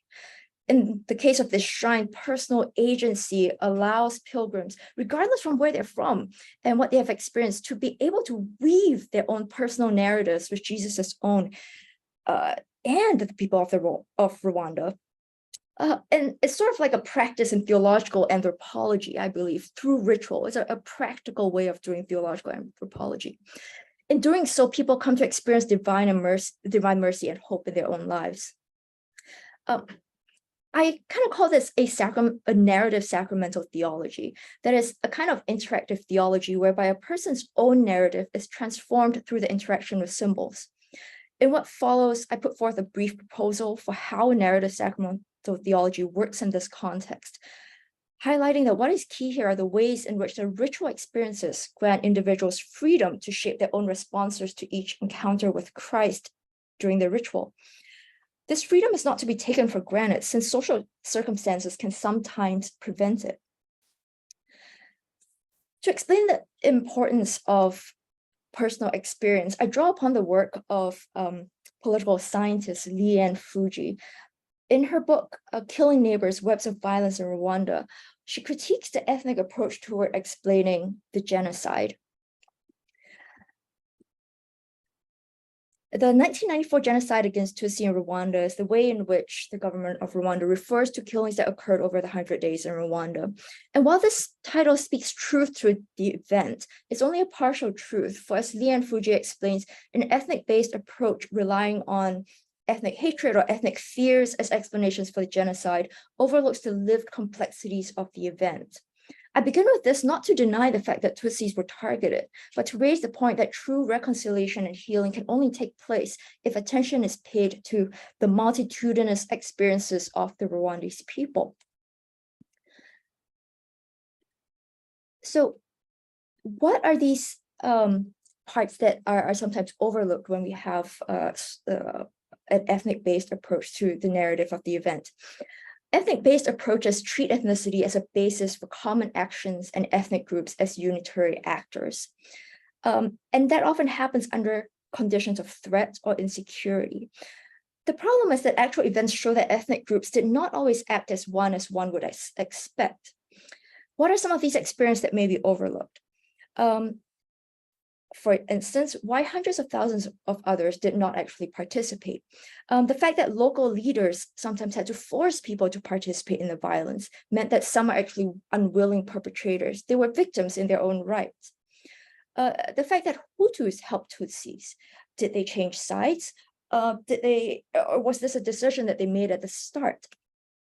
The fact that some Hutus were actually targeted as well, Hutu killers targeted Hutus as exceptions rather than as part of the event, is not necessarily always something that is consistently true. And then there are all the other wounds that emerge from the genocide, revenge killings of false accusations, post-genocide that had caused people to go to jail, even if they did not participate, or even other war crimes such as rape, destruction of property, etc., etc. Another layer of complexity is the fact that ethnicity-based approaches are often accompanied by a tendency to describe genocide participation with static categories. People are kind of labeled perpetrator, victim, bystander, or rescuer. But genocides are actually dynamic. Over the course of 100 days, and sometimes before and after, people do not necessarily make a choice to participate in a certain way or not at the beginning of the event and stick to those choices. Context and conditions can change rapidly depending on where a person is at any point in time, and can shift how people relate to one another and choose to act. So a perpetrator could turn into a rescuer, and a rescuer may become a perpetrator later in time. Now, the reality is that people often did not confine their actions to one category. They moved back and forth. Some people even remained on the margins of a category. For instance, there are people who might pay others to kill for them so they didn't have to participate themselves. Where would they be in within these categories? So over the course of 100 days, or perhaps even prior and beyond, a person may move from one category to another or inhabit multiple at the same time. I think this is useful for us to think about when we think theologically about people's spirituality during the time of the genocide as well. Oftentimes, we want to ask the question that really, was also asked post-genocide when Cardinal Elisee of the Pontifical Council of Justice and Peace visited Rwanda as the Pope's representative after genocide. These are now famous lines. And he asked the assembled church leaders, "Are you saying that the blood of tribalism is deeper than the waters of baptism?" And one of the leaders present said honestly, "Yes, it is." Well, that is true, perhaps in some cases. But I think if we consider the impact of the genocide from a theological perspective, it is necessary to understand the phenomenon beyond the fact that neighbors were killing neighbors and recognize that Catholics were killing Catholics at some point of time. So it's a kind of violent intra-ecclesial conflict as well. But considering the fact that genocide is a process, if we take Leon Fuji's theory seriously, rather than a static event, also requires us to remember that if a person's role in the genocide is dynamic, their spirituality too must be dynamic. And this kind of brings to mind something Father Marcel has said in response to Father Michel's work on narrative and the stories of the heroes that he centered. St. Augustine's Confessions, right, is an autobiography, but it's also one of conversion. He kept changing depending on where he was in his lifetime. So what is it like for someone who might have started, say, as a committed Catholic at the beginning of the genocide, but whose faith is then shattered by the end of it? Or could there be somebody who started off not as, being very someone who's sort of on the margins of their faith or of the church and not really practicing, but someone who through the experience of the genocide really grew in faith? This change is something that can be explored, but for our purposes today, I argue is something we need to pay attention to because it really complexifies the phenomenon and the experiences that were on the ground. So the resulting narrative of the lives of the people during the genocide and after must be much more complex than the binary of saint or sinner, betrayer or betrayed.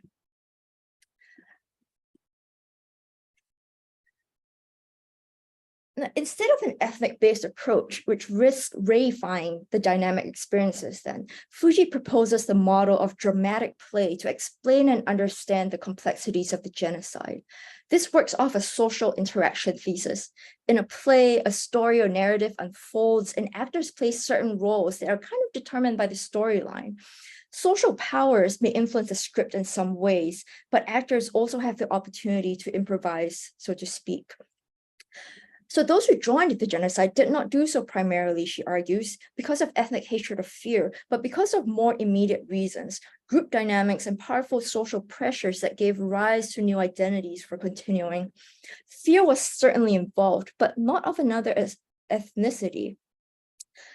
This model appears useful for our purposes. As pilgrims interact with the spaces around them at the shrine in Kabuga, they enter into the story of Jesus from their own perspectives and bring their own complex narratives into their interpretation of the symbols around them in their own ways and at their own time. This interaction, I argue, offers a space for transformation and the experience of grace outside the traditional sacramental economy. And I want to center this this proposal on the example of the drama of the Good Friday liturgy that happens at the shrine. So what follows are some images that were taken in 2017 during my third visit to the shrine, where I stayed over the course of about 3.5 weeks through Holy Week to Divine Mercy Sunday. Here's an image of the Good Friday liturgy.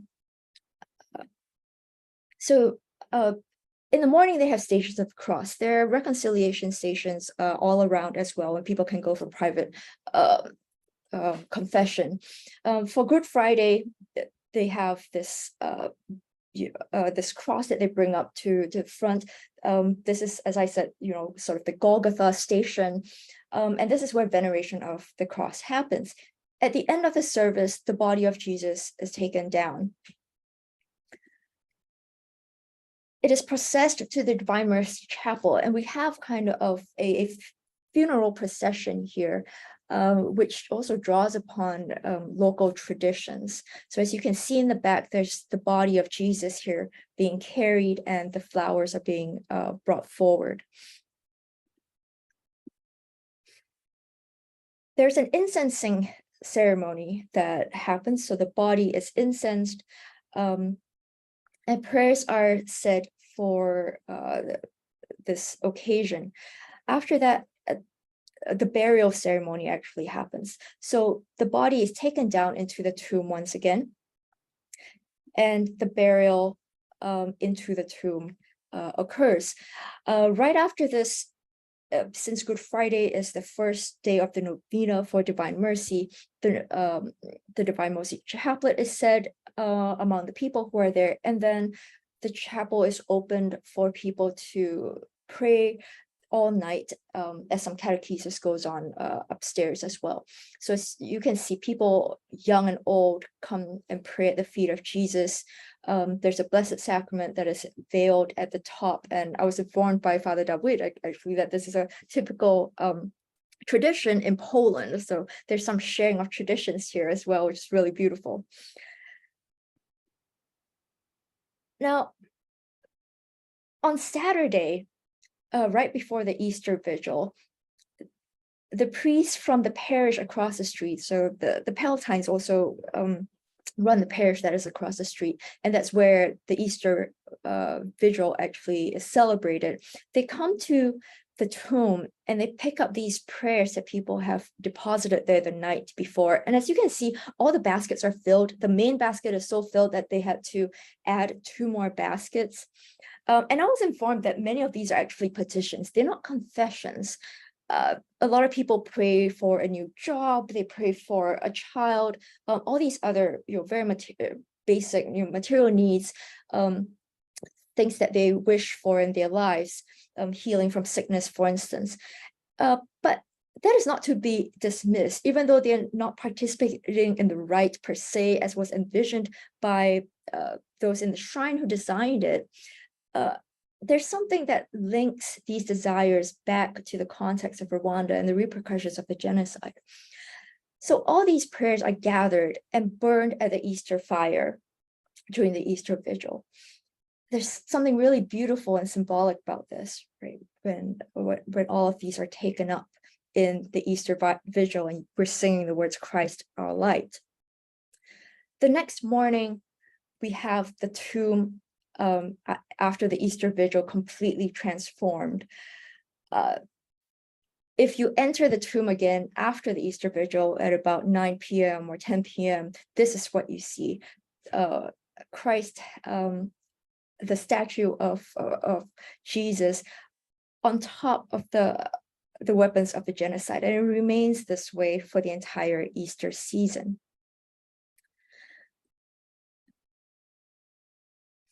Now, in Walter Casper's book on mercy, he calls the sacrament of reconciliation the sacrament of mercy, and he is not wrong here.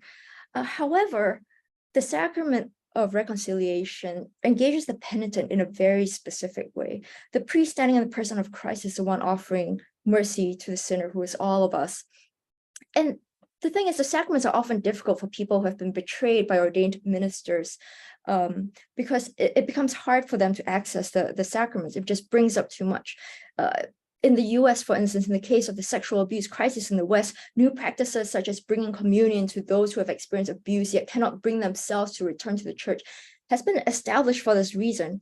And I think what we have here is kind of a similar thing. So the shrine and its material culture is likewise a creative response to a church where, for some, its moral and sacramental credibility has been challenged and compromised because of the genocide and certain people's participation in it. So what I propose here is that popular religiosity grants agency to people and expands the ways in which mercy can be experienced. How does a narrative sacramental theology work then? I suggest that it interrupts clerical and political narratives, giving pilgrims agency over their own interactions with the symbols. They could come once in, say, 2012 and feel something different from what they might actually feel when they're in 2017 and also encounter these same symbols, because they have grown as people, or they have learned to come to terms with the genocide in different ways. So in that sense, the symbol kind of grows with them. The weapons of the genocide at Jesus' feet is the most potent of the symbols. Jesus buries the suffering of victims and victimizers even, who are often too ashamed to kind of confront what had happened, but also everything in between. There's a call to conversion and new life for all. And most importantly, I think, those who are alienated by the institutional church can access the comfort and healing power of the gospel through interaction with the ritual and without ordained ministers. This becomes an alternative pathway toward sacramental and social reconciliation. So I want to conclude here with this. Well, what about the Americans? I also believe that a narrative sacramental theology is able to explain and facilitate a rich encounter with God because of the indigenizing and pilgrim principle. So this is something that missiologist Andrew Walls has written about in his article, The Gospel as Prisoner and Liberator of Culture. What's interesting about these principles is that they're often described as being in tension with one another, especially when the discussion is based around questions on enculturation.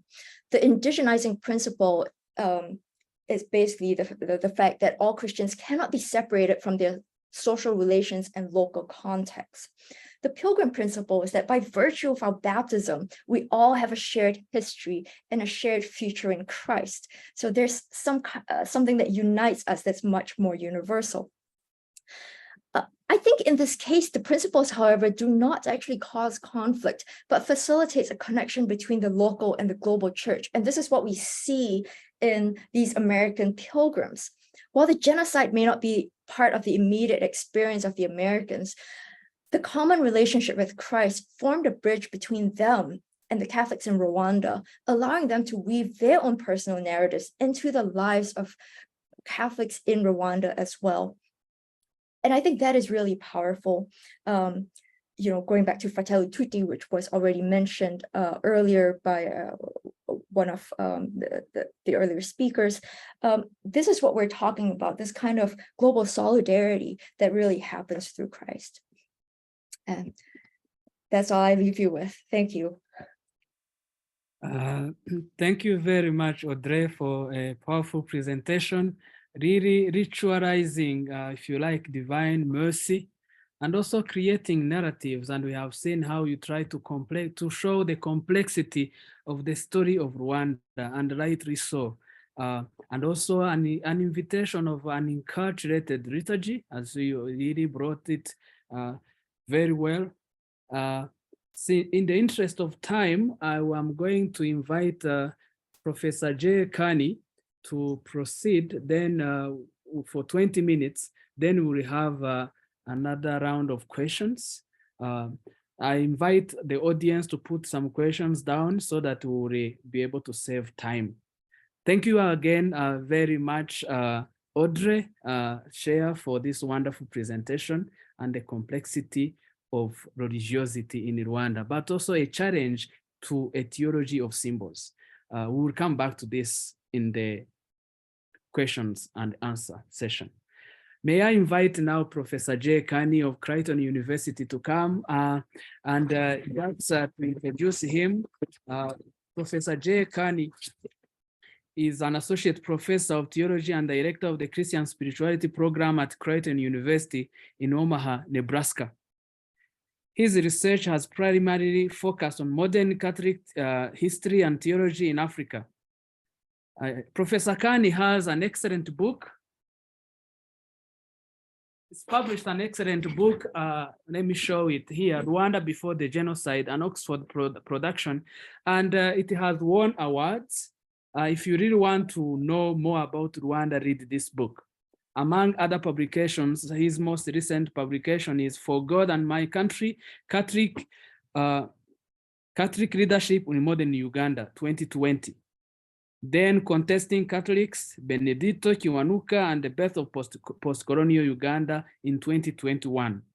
This was co-authored with Jonathan Ali. He's a well-published man. He also just co-authored another book on the 8th Day, A Catholic Theology of Sports, 2022. Carney has visited Tanzania and Rwanda and Congo and Uganda several times. He was also part of the conference we held in Rwanda 4 years ago, and he has a chapter in our upcoming book, a book that comes next month. Professor Barbieri showed the book at the beginning of this session. Without further ado, I invite Professor Carney to start his presentation. Yeah, Marcel, it's wonderful to see you virtually and many others. I have very fond memories of our time together in Kigali back in 2019, which prior to the pandemic seems almost like a lifetime ago. May we gather again in person. And also a special word of thanks to the Jesuits, who were such wonderful hosts for my Creighton students in our visit as part of a course in October this year. It was just a tremendous trip. So greetings also to Professor Barbieri, who was a teacher of mine at CUA, and it's very nice to see him. I'm going to go ahead and share my screen. You can see okay? Yes. Okay. And I'm going to set a timer here and try to keep this really tight on 20 minutes. Which my colleagues, knowing my punctuality, will laugh, but I'm going to actually honor it. So the title of my talk is The Gifts and Challenges of Christian Reconciliation in Post-Genocide Rwanda. And from the title of the talk, you can tell I'm taking a relatively general approach, a more thematic approach. It's not necessarily revealing brand new research, but rather previous research I've done, as well as a significant amount of teaching and reading. And also, I hope we'll invite conversation with the esteemed guest, including, of course, the many Rwandans who are with us. I obviously speak as an outsider. There are limits to my perspective, but I hope this will further our conversation. Many need no introduction to Rwanda, but for those who might be joining, who may not have the same background, this is Rwanda. So a country around the size of the American state of Vermont, one of the highest population densities in Africa. The most beautiful place in the world I visited, including Austria. It's prettier than Austria. So Some of the places I'll be talking about today include Shangugu or Rusizi here in the southwest, Gikongoro, Kigali here as well. So just to give us a little bit of an orientation, and particularly again for those outside of Rwanda. As Father Marcel mentioned, I'm a church historian by training. My approach today will take a little bit more of a historical social approach rather than just a systematic theological approach. And of course, I need to start some with the history. The topic of my talk is about reconciliation work, but there's a danger in that. There's a danger in sort of just looking at the churches after the genocide and not recognizing a very painful and ambiguous history that the late Hutu bishop Thaddeus Nsengiyumva once famously described in an encyclical letter in 1991. He described the historical church in Rwanda as a giant with feet of clay. And what he meant by this is that the church had in many cases been a giant. It had been the primary colonial agent of education. It had facilitated what was known in French as the tornade, the mass conversion of both Tutsi elites as well as Hutu. It had served as the primary vehicle for social promotion into the colonial service. And of course, had even infamously facilitated a political coup in 1931 under the leadership of Bishop Leon Class, who, frustrated with the Mwami Musinga, helped to facilitate the coming to power of his son Mutara Rudahigwa. Is the sound issues coming from my side, or is that from elsewhere? And on that note, may I ask all the audience, those in the audience, please to mute yourself, and please only leave Professor Carney to speak. That will allow a smooth presentation. Kindly mute yourself. Great, thank you.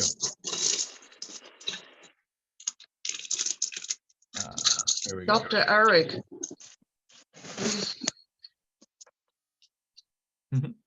Eric Ndushabandi, kindly mute yourself. Thank you. All right, thank you so much.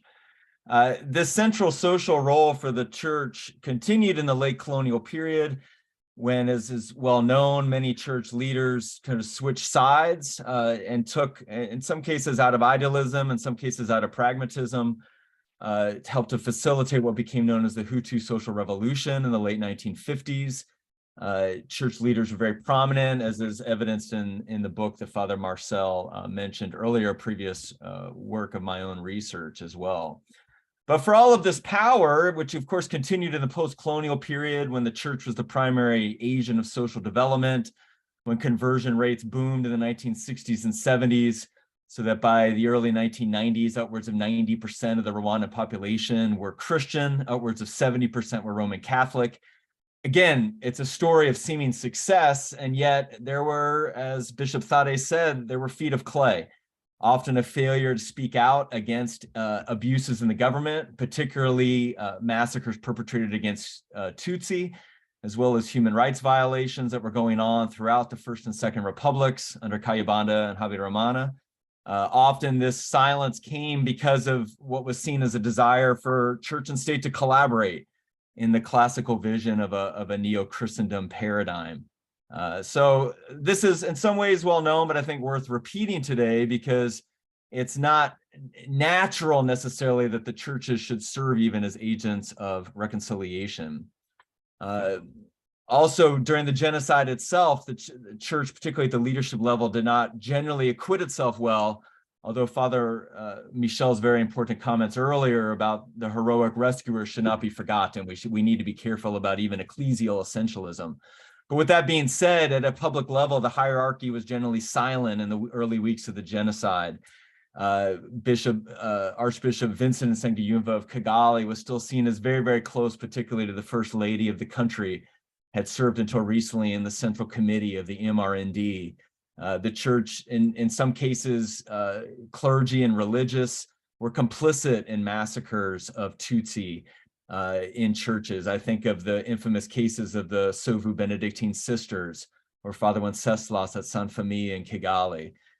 These, as scholars have pointed out, upwards of 12% of Tutsi and other victims died inside Christian churches during the genocide.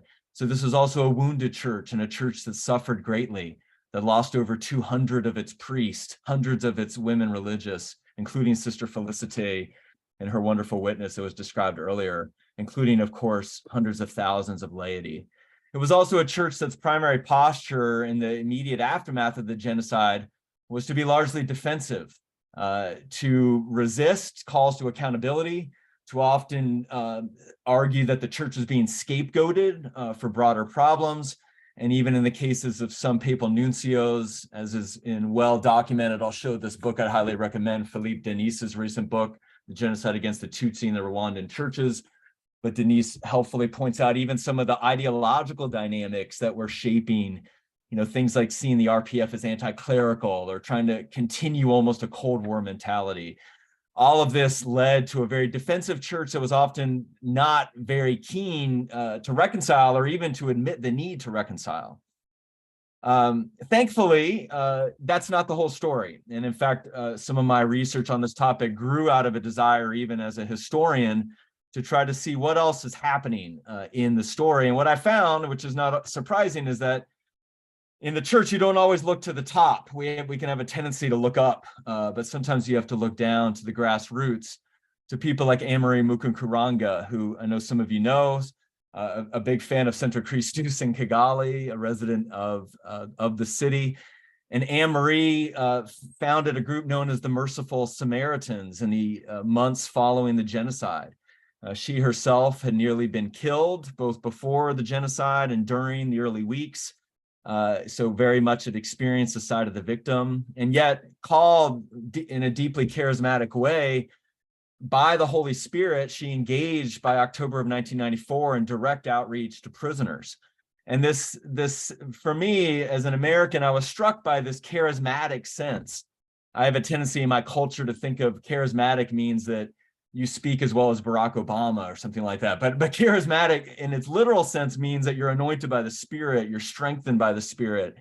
Anne-Marie famously even refused any prison guards because she did not want to be associated with a kind of political project, and just went into prison, tried to facilitate various conversions and confessions.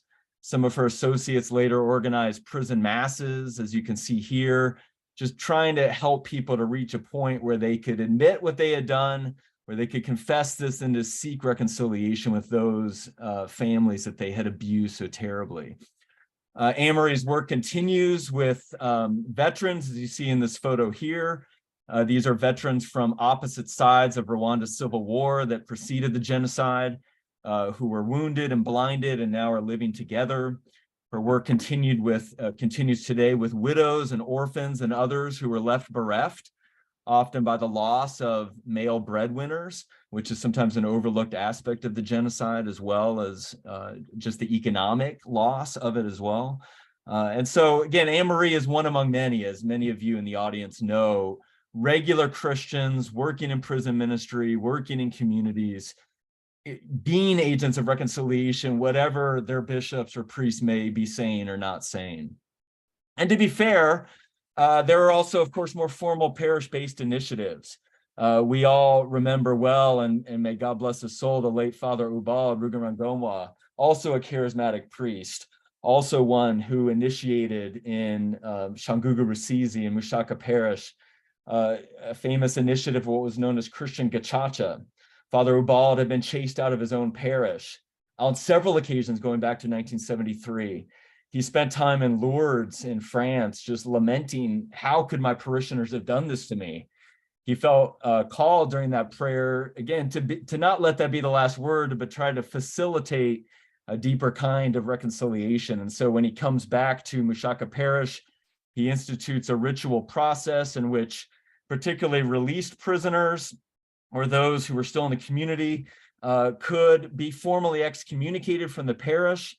They would then be put into small groups where they would receive counseling, they would receive education, they would receive almost a new kind of catechism that would be particularly grounded around how to connect the love of God and the love of neighbor.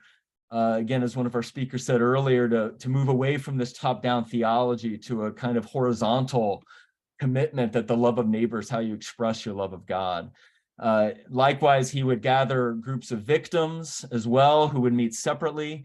And after a series of anywhere from 6 to 9 months, with freedom, people were not forced to do this, but if they felt they were at a place, they could come back together and actually reconcile first interpersonally and then in front of the church through a formal ritual facilitation that, to me, actually, as a church historian, reminded me of some of the ancient penitential rites that public sinners would go through in the ancient Roman church when you'd be formally brought back in, anointed with oil, and then, of course, in the case of Rwanda, a celebratory feast would happen. I had the wonderful opportunity to speak to some who participated in this process, to hear Bernadette and Gratian. Gratian had killed several members of Bernadette's family. For about, part of what Father Ubal did is he encouraged people to do some of the quiet things outside of church. These people, for obvious reasons, were not speaking, but Gratian, for over a year, took care of Bernadette's banana plantation and just tried to show in his actions his sense of repentance. Ultimately, they spoke. They were able to facilitate more of a relationship, and later 2 of their children, interestingly, married. In addition, to give some credit to leadership as well, since we can just somehow always say that the bishops are wrong, or maybe that's just what theologians do in America, but there's significant hierarchical shifts. As I mentioned earlier, the initial posture of the Catholic Church is very defensive, it's generally divided. You, of course, have a significant number of clergy and people like Bishop Focus, who are in exile in Congo and elsewhere, who are very much denying things. You have the Bishop Masago trial, where Augustine Masago was tried on genocide charges. As many of you know, this became a kind of cause célèbre in the late 1990s, with many thinking the bishop symbolized the complicity of the church and others arguing he was being scapegoated by government authorities. But things start to change out of this type of defensive posture. To give credit, really, I think the change starts more in the Protestant churches. Gatherings of leaders in Germany, of both Hutu and Tutsi leaders, produced what was known as the Detmold Confession in 1996, in which predominantly Hutu leaders confessed both their personal and their corporate complicity in the genocide. But interestingly, some of the Tutsi leaders also confessed historically what they called attitudes of superiority that they felt had produced a kind of resentment among Hutu. The Presbyterian Church, or the Église Presbytère Rwandaise, the EPR in Rwanda, in 1996 issued a corporate confession of guilt, in which they went beyond what Catholics were saying at the time, that this is just a problem for individuals, who actually confessing corporately that the institution had failed, leadership had failed, the whole church had failed. Very, very important statement that the Presbyterian Church should receive great credit for. Catholic leaders, for their part, in the run-up to the 100th Jubilee, which normally would just be a celebratory occasion, realized that in the aftermath of the genocide, that would be hollow, and that would be really a betrayal of the memory of the victims. And so starting in Nyakabanda Seminary and then extending to the Bishops' Conference, there was a move to move this Jubilee Synod not just from a kind of celebratory posture, but to a self-critical posture. What had happened in evangelization? Why were there not more rescuers? Why did the qualitative not match the quantitative? And so the Jubilee Synod on ethnocentrism then unfolds. It leads to initiatives like Father Ubald's, among others. I think it marked an important shift.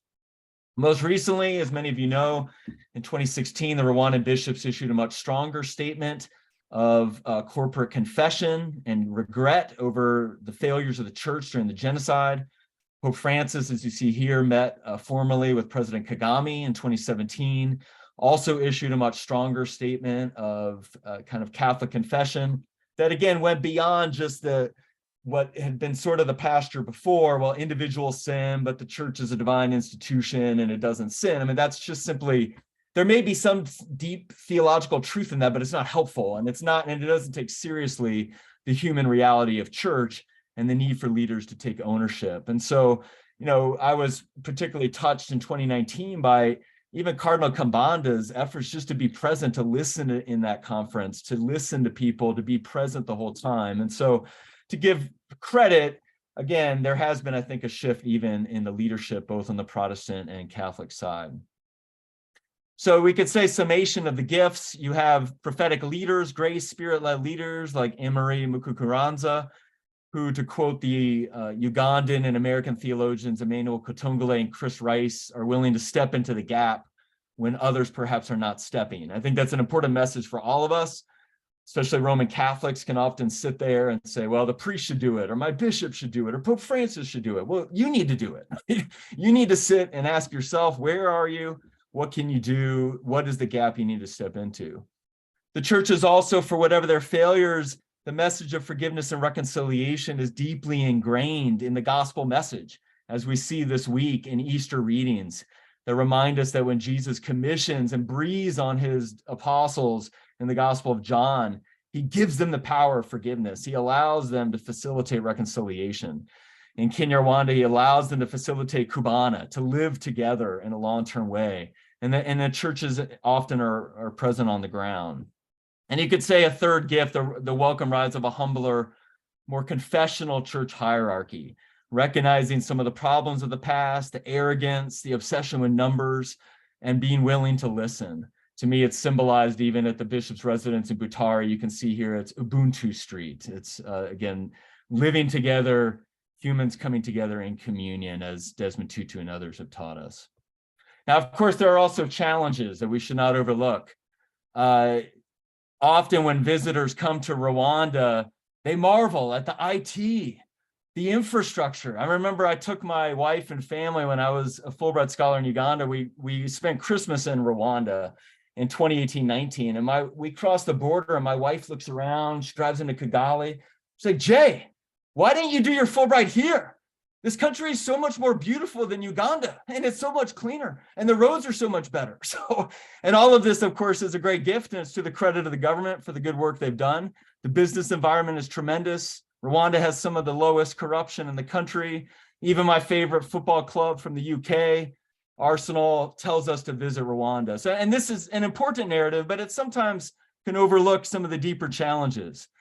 As many of you know, much better even than myself, if you move from Kigali out to the countryside, to the villages, if you move from predominantly Anglophone, returnee communities to more older Francophone communities, you see differences, you see inequalities, you see the kind of grinding poverty that's so present across much of East Africa.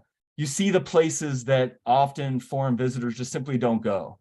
And as one Tutsi survivor from Mabanza said, you know, there will never be reconciliation in the midst of this poverty. And as I'll return to later, you know, the issue of poverty, even in my own research, over and over, people would say this: we have to increase our wealth, we have to increase our development. I think sometimes people, even in the West, can lose sight of that. There's a kind of dependency that can happen without this. And I think it's an important area also for the churches to continue to recognize and to continue to contribute to.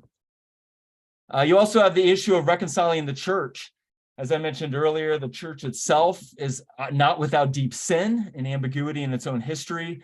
As the late Father Andre Sibomana, himself a journalist and human rights activist, you know, said in his memoir, there's no doubt that the Roman Catholic Church did not live up to its moral responsibility in the years which preceded the genocide, and later noting that converting hearts is a long task and it's impossible to measure the results. You know, so this is an opportunity for the church to be present to people, to facilitate that type of slow conversion that is the only way forward in reconciliation. But it's also a challenge to the church to say, we are not perfect, we are not ideal, we ourselves are wounded healers and sinful healers that need to recognize that. And then you have also the politics of reconciliation as well. Again, when time does not allow me to go into great detail, many of the Banyarwanda on this call know these initiatives very well. The government of Rwanda should receive great credit for the work they've done with National Gacaca, as depicted here on the left, helped to facilitate the cases of over 2 million detainees in the 2000s. The National Unity and Reconciliation Commission, which has also been led by prominent Christian leaders like Antoine Rutayisire, the Anglican Bishop John Ruchiahana. The I Am Rwandan campaigns, India Munyarwanda, looking to de-emphasize ethnic identity and bring people together in a shared national identity. What we're going through now, the Kwibuka period, the remembrance period from April to July, to never again allow this to happen and to keep the genocide in public memory. The Ngandu re-education camps, particularly for those coming out of Congo, to try to build, again, a more cohesive history and narrative. All of this, of course, is in also recognizing that there still remains tremendous denialism in the diaspora, particularly in Europe. And that's real, and we know that. And you can see that in social media, you can see that all over. A lot of people who say there was no genocide or there were equal genocides, and it's a real challenge. And so these national campaigns, I think, are very positive. And for the most part, Christian leaders have been very involved in those, but they also raise challenges. And so I'll kind of start wrapping up here with these challenging questions. Again, I think Christian leaders and churches are called to contribute to public reconciliation, and yet one has to be realistic that reconciliation is a political project in post-genocide Rwanda.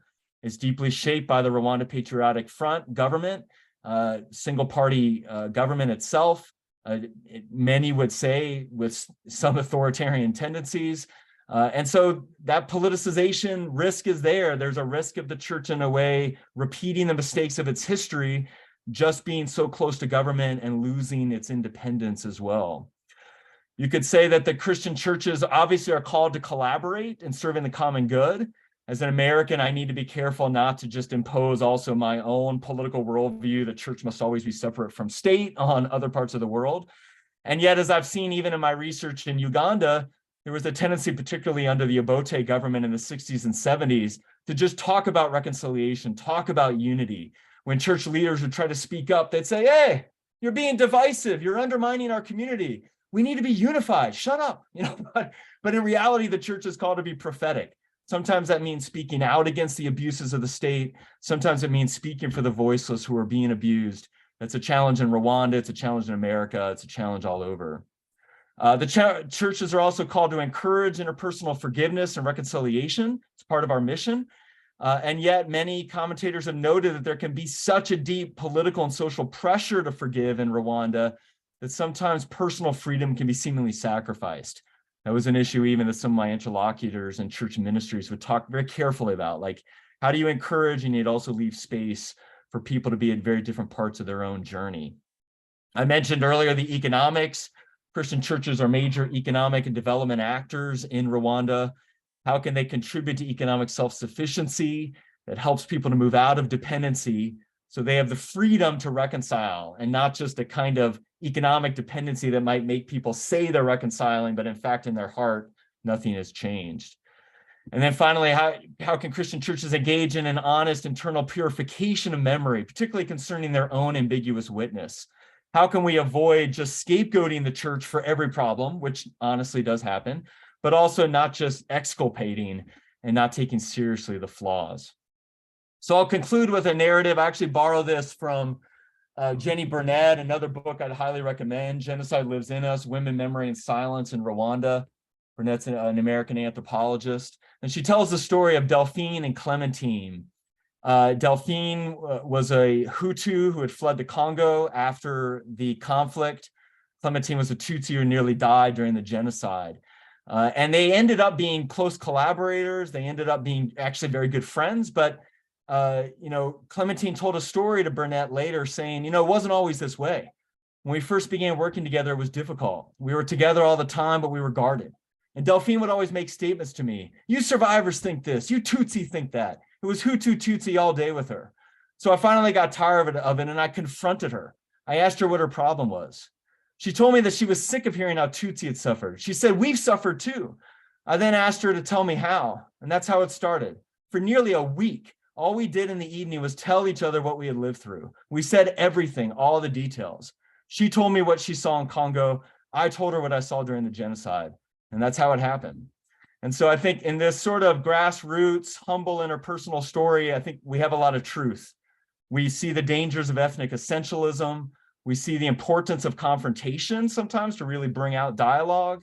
We see the need to recognize mutual suffering while also distinguishing between genocide and other violence. And we see the need to listen to each other and to listen to people's pain in all the details and the time that takes. So with that being said, I'll close. And again, I very much look forward to the question and answer. It's a real privilege to be with you today. Thank you very much. Thank you very much, Professor Carney, for another powerful presentation. I'm sure those who are still with us, and we have kept almost the same number of the people that we have, which is a testimony that these are conversations that are captivating. And on that junction, I will invite others, actually those who are here, to invite more friends tomorrow for our conversation. So to you, Audrey and Jay, we are deeply grateful. I think what have we done in these two presentations? The past is deep, but at the same time, the present and the future are filled with hope.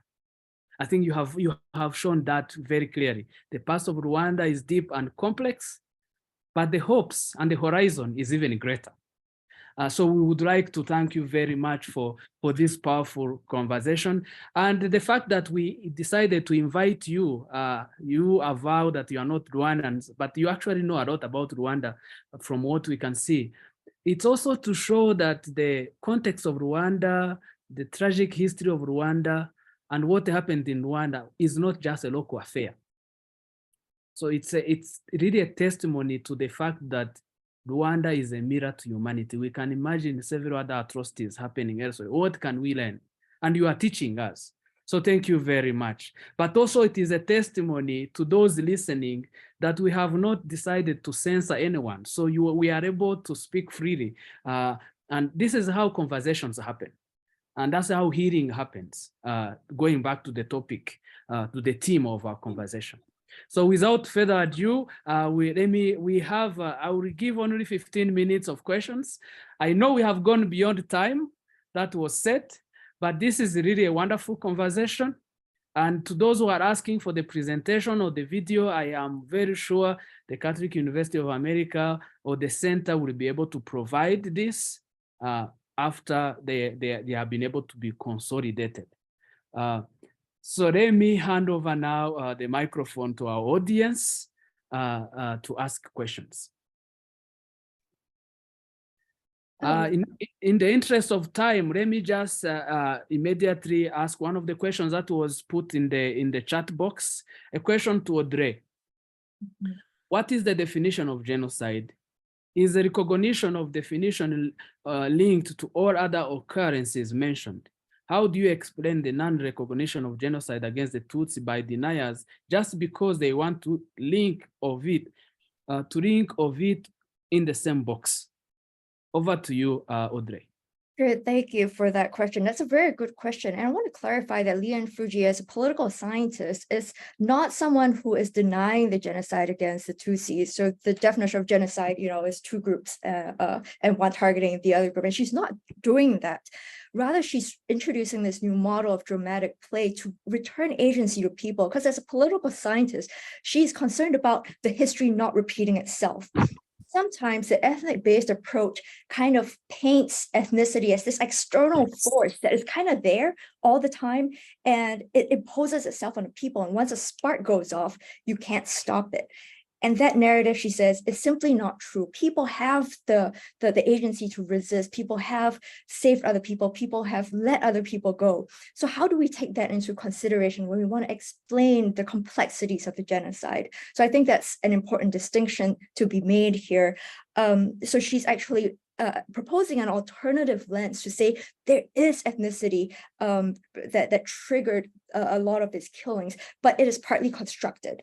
And we have to pay attention to how those narratives are constructed, the group dynamics where social pressures become so great that people join that construction of that narrative and put themselves as joiners in the story, so that we can also tell people that, well, we actually have a choice, and moving forward, we can look for these places where there are more powerful forces in play and kind of resist them before things go south. So that's kind of what she's trying to do there. And she's not trying to deny the genocide in ways that some other, I think, political scientists or people have done to kind of say that, no, it was the Interahamwe who were the actual victims and not, the RFP, or it was really more Hutus that were killed rather than Tutsis. So I hope that's helpful. Thank you very much. And probably in addition, while I still have the microphone, in our book that is coming, Reinventing Theology in Post-Genocide Rwanda, or even the book by Carney, and my book in Reason from the Ashes, we actually also come to this definition to make some clarity over this, especially in the rise of denialism, many deniers. The term genocide really invokes the intentional effort to destroy a national, racial, ethnic, or religious group to intentionally impede their natural right to exist. And of course, this goes back to Raphael Lemkin in 1943 to 1944, when he came up with this word. And the genocide is a form of one-sided mass killing in which a state or other authority intends to destroy a group so as that group or membership in it are defined by the perpetrator. And to make that clear, so that we also remove some form of moral equivalence, this definition excludes casualties of war, whether militarily or civilian, and this can apply to Rwanda. So, of course, this does not mean everyone who dies doesn't deserve recognition. Let's that be very clear. But this excludes mass murder killing of riots or casualties of war in general conflicts. So just to add to what Audrey says, and you can gather that from our book that is coming, or from my book in Reason from the Ashes. And it helps to clarify this, maybe to put it in a broader sense. If we said that what the state of Israel does to the Palestinians, some Palestinians, I don't think the state of Israel desires to exterminate all the Palestinians, and equate it to what happened during the Holocaust. The whole world will be in air. I hope I'm making myself clear. So it's good to make these distinctions, that there is a serious intention to exterminate an entire group as it is defined by the perpetrators. Thank you very much. And we have some other questions, maybe to Carney. May I ask the audience if they have a question to Carney, to J. Carney, to please raise the question. Let me ask the question to Mr. J. Carney. Carney, possible? Yes, we hear you. Yes, please go ahead. Thank you very much, Mr. J. I listened to you with great interest, and it seems to me that your topic about you speak about the reconciliation after the genocide. It's connected with Christian tolerance. Christian tolerance, I don't mean the ecumenistic position, but Christian tolerance means to be tolerant to the other believers. And in this case, I can consider the other believer according to the sincerity of his heart, and his cleanness of his soul.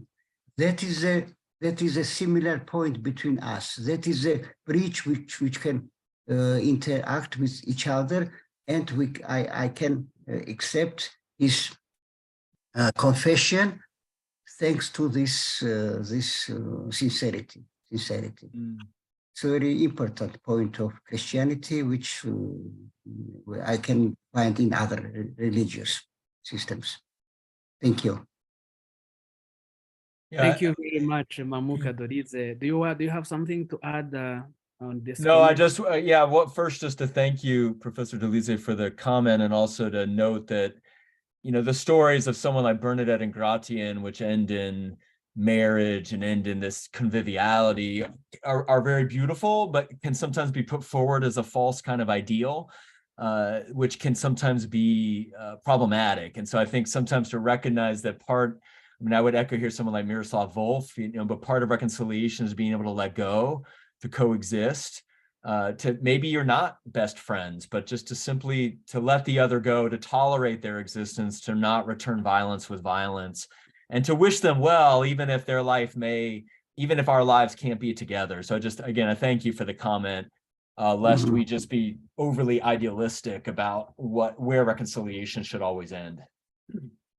Okay. Thank you very much. And maybe to proceed, we have a question from our Jesuit brother here, Jean Damascene, who thanks Jay, Carney, and also Audrey for the question. And he has a question.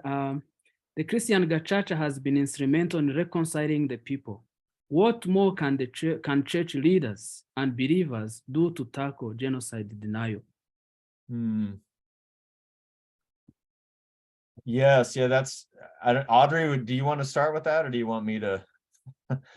Why don't you, you go first? Yeah, I actually think that this in some ways is a task for the church in Europe and in the US and Canada. I think in Rwanda, maybe the challenge could be more silence. You know, people, my heart, I'm angry and bitter, but outwardly I say things are fine, right? That's a different type of challenge. I think the outright denial, I think the churches in Belgium and Italy and even parts of Canada where this is very evident, need to recognize the tremendous violence that happened in Congo, which is real and it's been documented everywhere, should not be denied. But that does not take that. First of all, I don't think it classifies as a genocide in a classical way. And then second of all, it does not mean that the genocide of 1994 against the Tutsi is somehow not real. But I think that type of education has to be happening throughout the international church and not only in Rwanda. Maybe some of that can also take online forums, but that's where I think it's almost like you have these two churches in a sense. And I think the denialism, I think, is the worst in the diaspora. Yeah, I would. Audrey, do you have something to add? Yeah.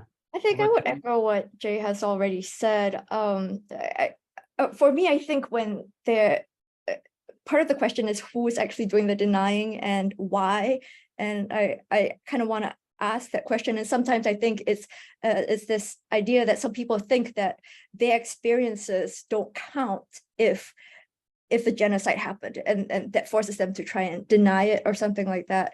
So to me, that really speaks more not only to education about how these categories work, but the need to have even more conversation. There are more stories that are untold, but still need to be told. Kind of like the example that Jay ended with, and how these two women started to tell their stories, and once they shared everyone's suffering, they realized they're the same in so many ways.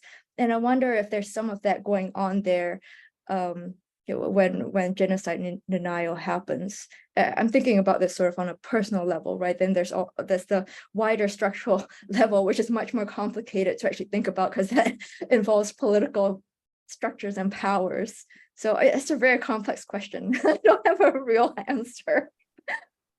Thank you very much to both of you, and I think you are really doing your best and excellent.